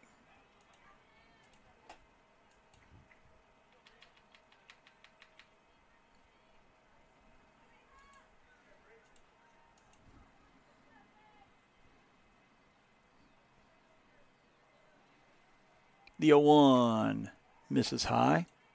1-1.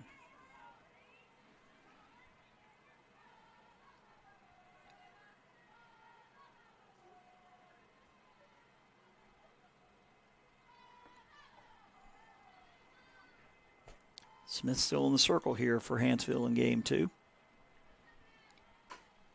Chopper to the third baseman. She thought about going to second, but still has time to redirect to go to first for the 5-3. 2 down. Sydney Carpenter with a single and a strikeout here in game 2.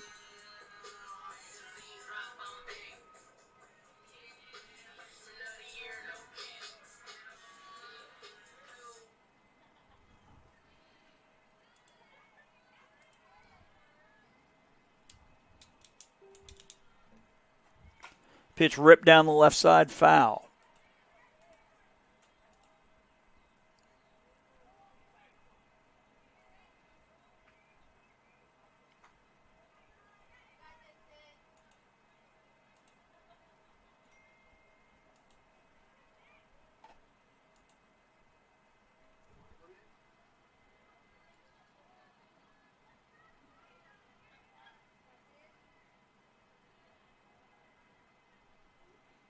Pitch is going to miss high.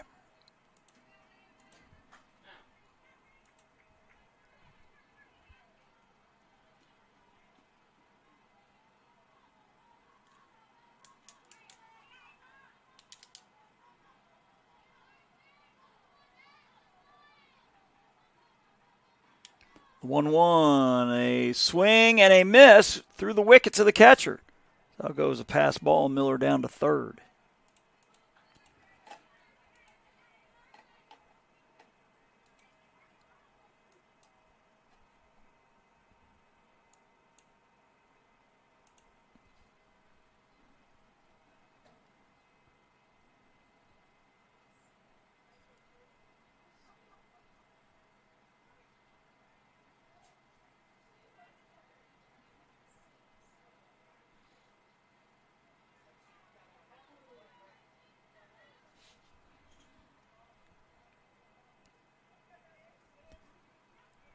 The inning continues. Lottinger will come to the plate.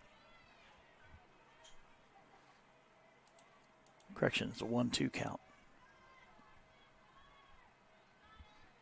Pitch popped up. Catcher rips off the mask and will make the catch. That'll do it for the sixth. We'll head to the top of the seventh when we get back. Hanceville with the 4-1 lead here on JockJive.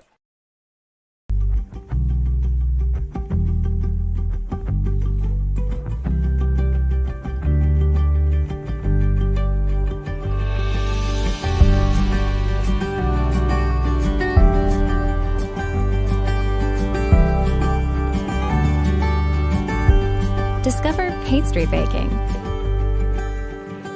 at Coastal Alabama Community College.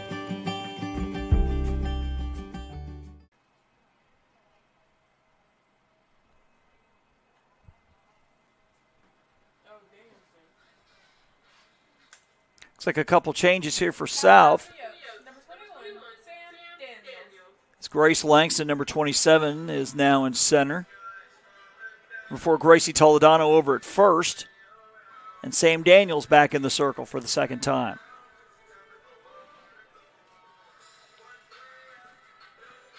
Looks like we still have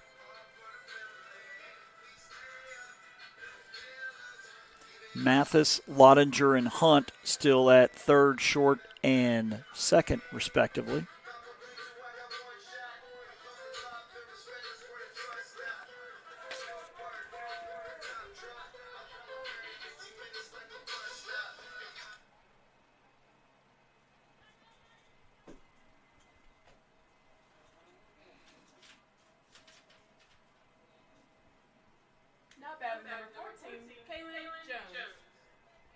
Kaylin Jones coming up for the fourth time. Grounded out at third twice before beating out an infield hit and scoring in the fifth.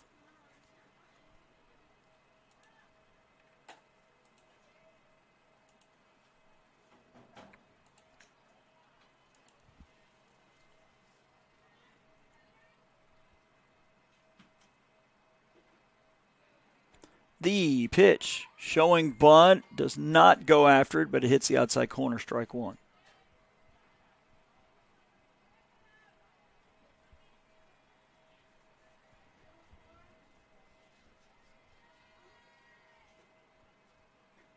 The 0-1 low and away, 1-1.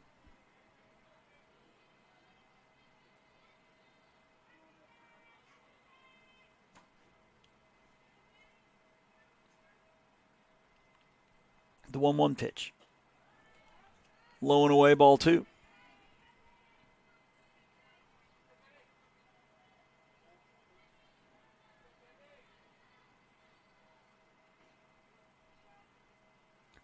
The 2-1. Chopper Hunt stays down on it over to first. to get the Speedy Jones. It'll go 4-3 for out number 1. Now batting, number 2, Tanasia Thomas. Raja Thomas is 1 for 3. She also beat out an infield hit in the 5th after striking out her first 2 times. Corner infielders coming in respecting the speed of Jones.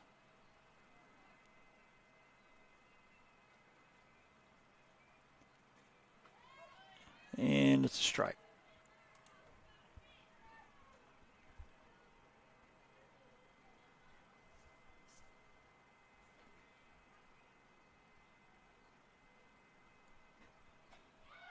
That one missing, up and away. Now a ball and a strike.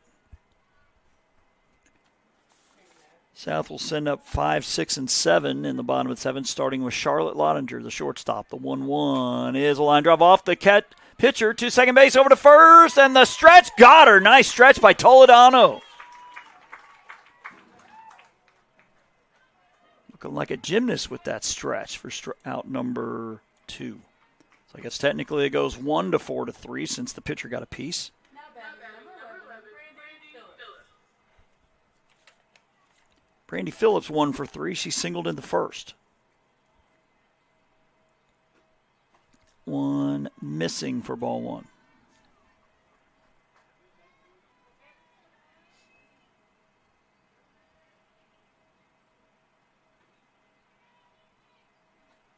Pitch a swing and a miss. 1-1.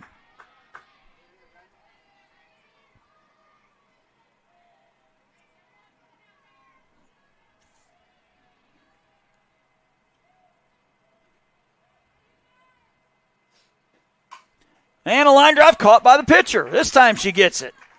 Twice in a row she gets one right back up the box. This time Daniels holds on for out number 3. It's down to the final 3 outs. Charlotte Lottinger will lead off when we get back here on JockJive.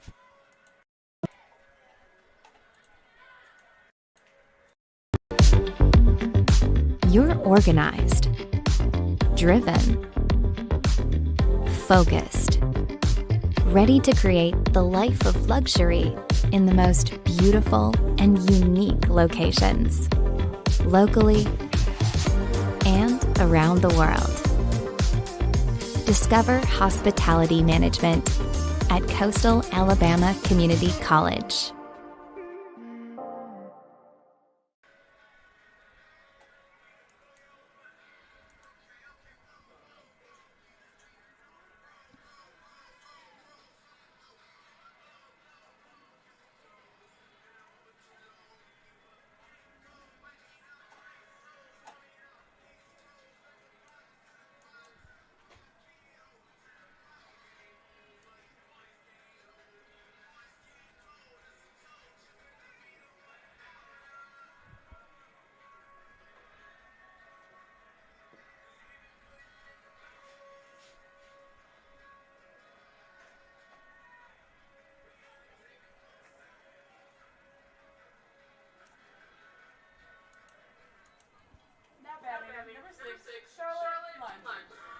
Charlotte Lottinger with a sacrifice, 1-3 in the 2nd, grounded out to 3rd in the 4th. So Lottinger, Davis, Mathis, Breeley, Corley, bat should any of them reach. Wallace Hanceville looking for their 13th straight win.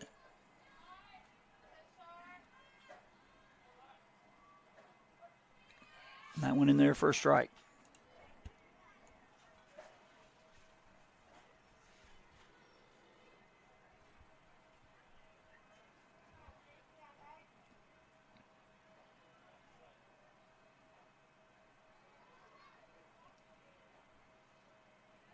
The 0-1. Low and inside.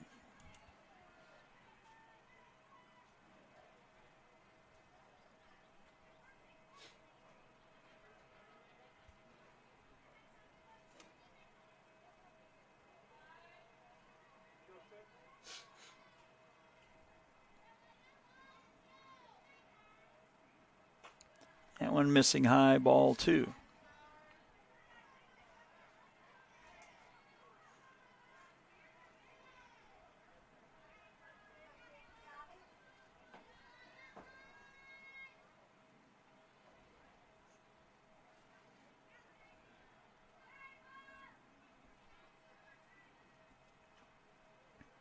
The 2-1 pitch.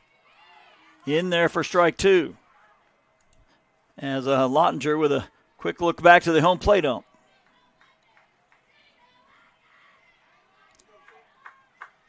Imagine she's thinking, hey, ump, I'm not 6'5". Or something like that. The 2-2. Popped up right side. Second base drifting out. Right field coming in. Oh, almost a collision. The right fielder with the basket catch. Boy, that could have been scary. Second baseman doesn't peel off. One down.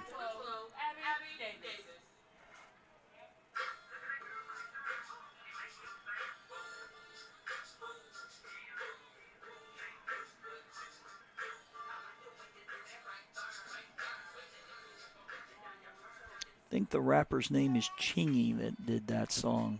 Probably about 15, 20 years old right there. Davis to the plate. Ball one. Davis 1 for 2 with an RBI.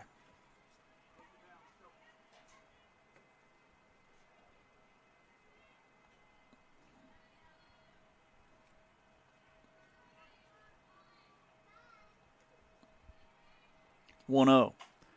Hit into shallow center. It'll drop in front of Thomas for the base hit. Looked like Thomas was chopping those feet. Wasn't sure if she wanted to lay out or not. Got to be thinking, okay, 3-run game. Want to keep the force on.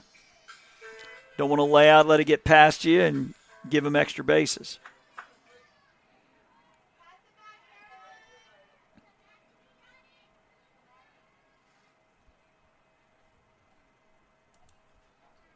Mathis with a single and a ground out to third, and she takes strike one.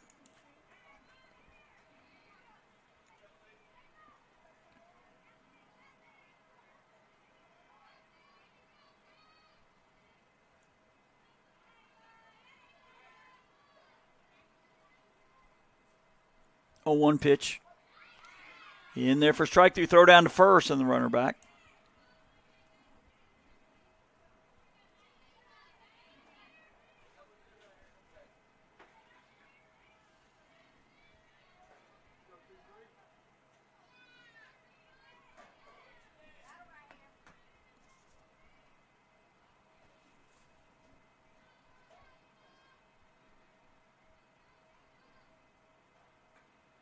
The 0-2.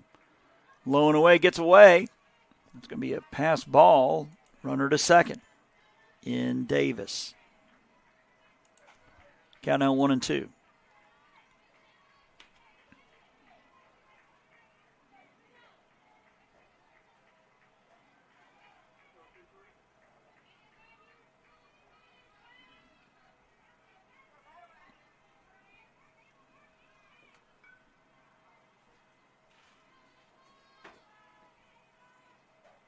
The 1-2.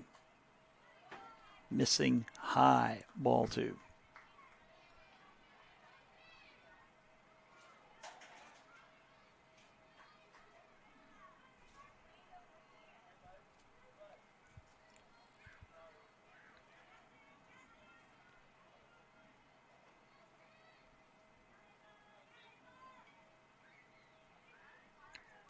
The 2-2. Low and inside, ball three.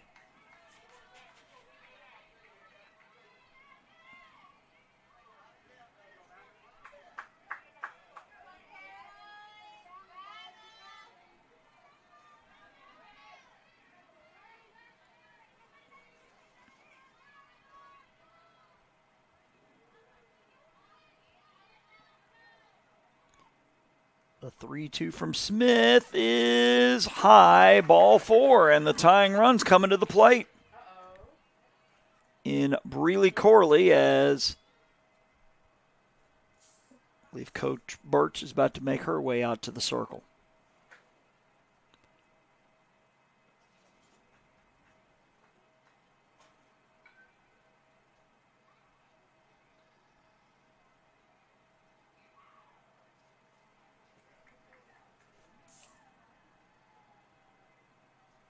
This is Molly Hanson, the assistant coach, also talking with the infielders about who is covering where, in case the lefty Corley wants to lay down a bunt here.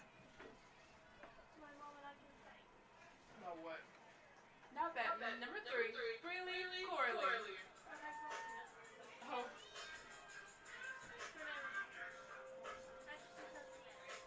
That's fair. Yeah.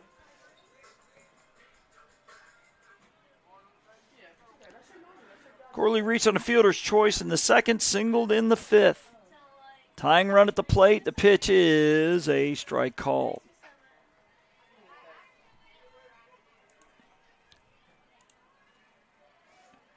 Again, we mentioned Corley has not had an extra base hit all year. Her first one would be huge for the Yotes. Here, pitch is swung on, fouled back. Is that her second strike? Yeah.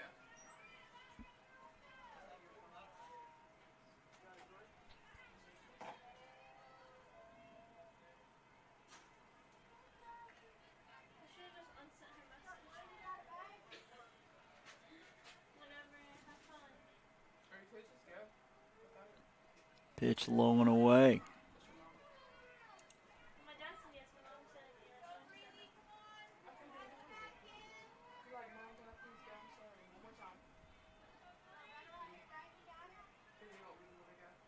Your heart's not in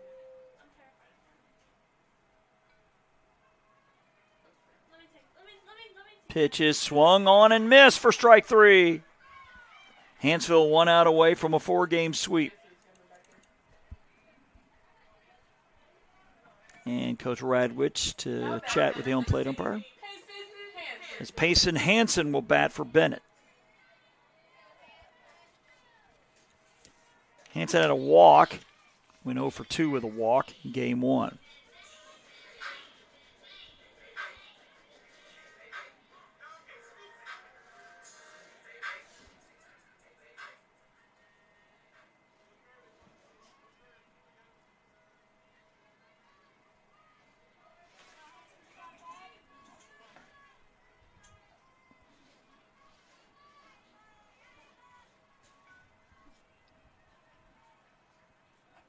That one up and away, ball 1.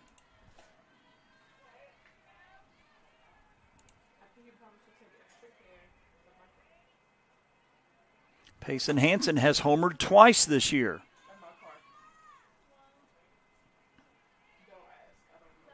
Pitch ground ball to the shortstop, over to first, in time for the out. That'll do it for the game and the series. It's a 4-game sweep for Wallace Hanceville. Your final score here is 4-1. So again, reminder to like us on Facebook, JockJive Sports, the address, where you can keep up on all our future broadcasts, which there'll be a few more here in the coming weeks. Also follow us on X, Instagram, and on YouTube. So on behalf of Robert Williamson, who is still bringing you the state tournament over in Montgomery, Jason Thompson here signing off from Bay Minette, wishing you wherever you tuned in, pleasant afternoon.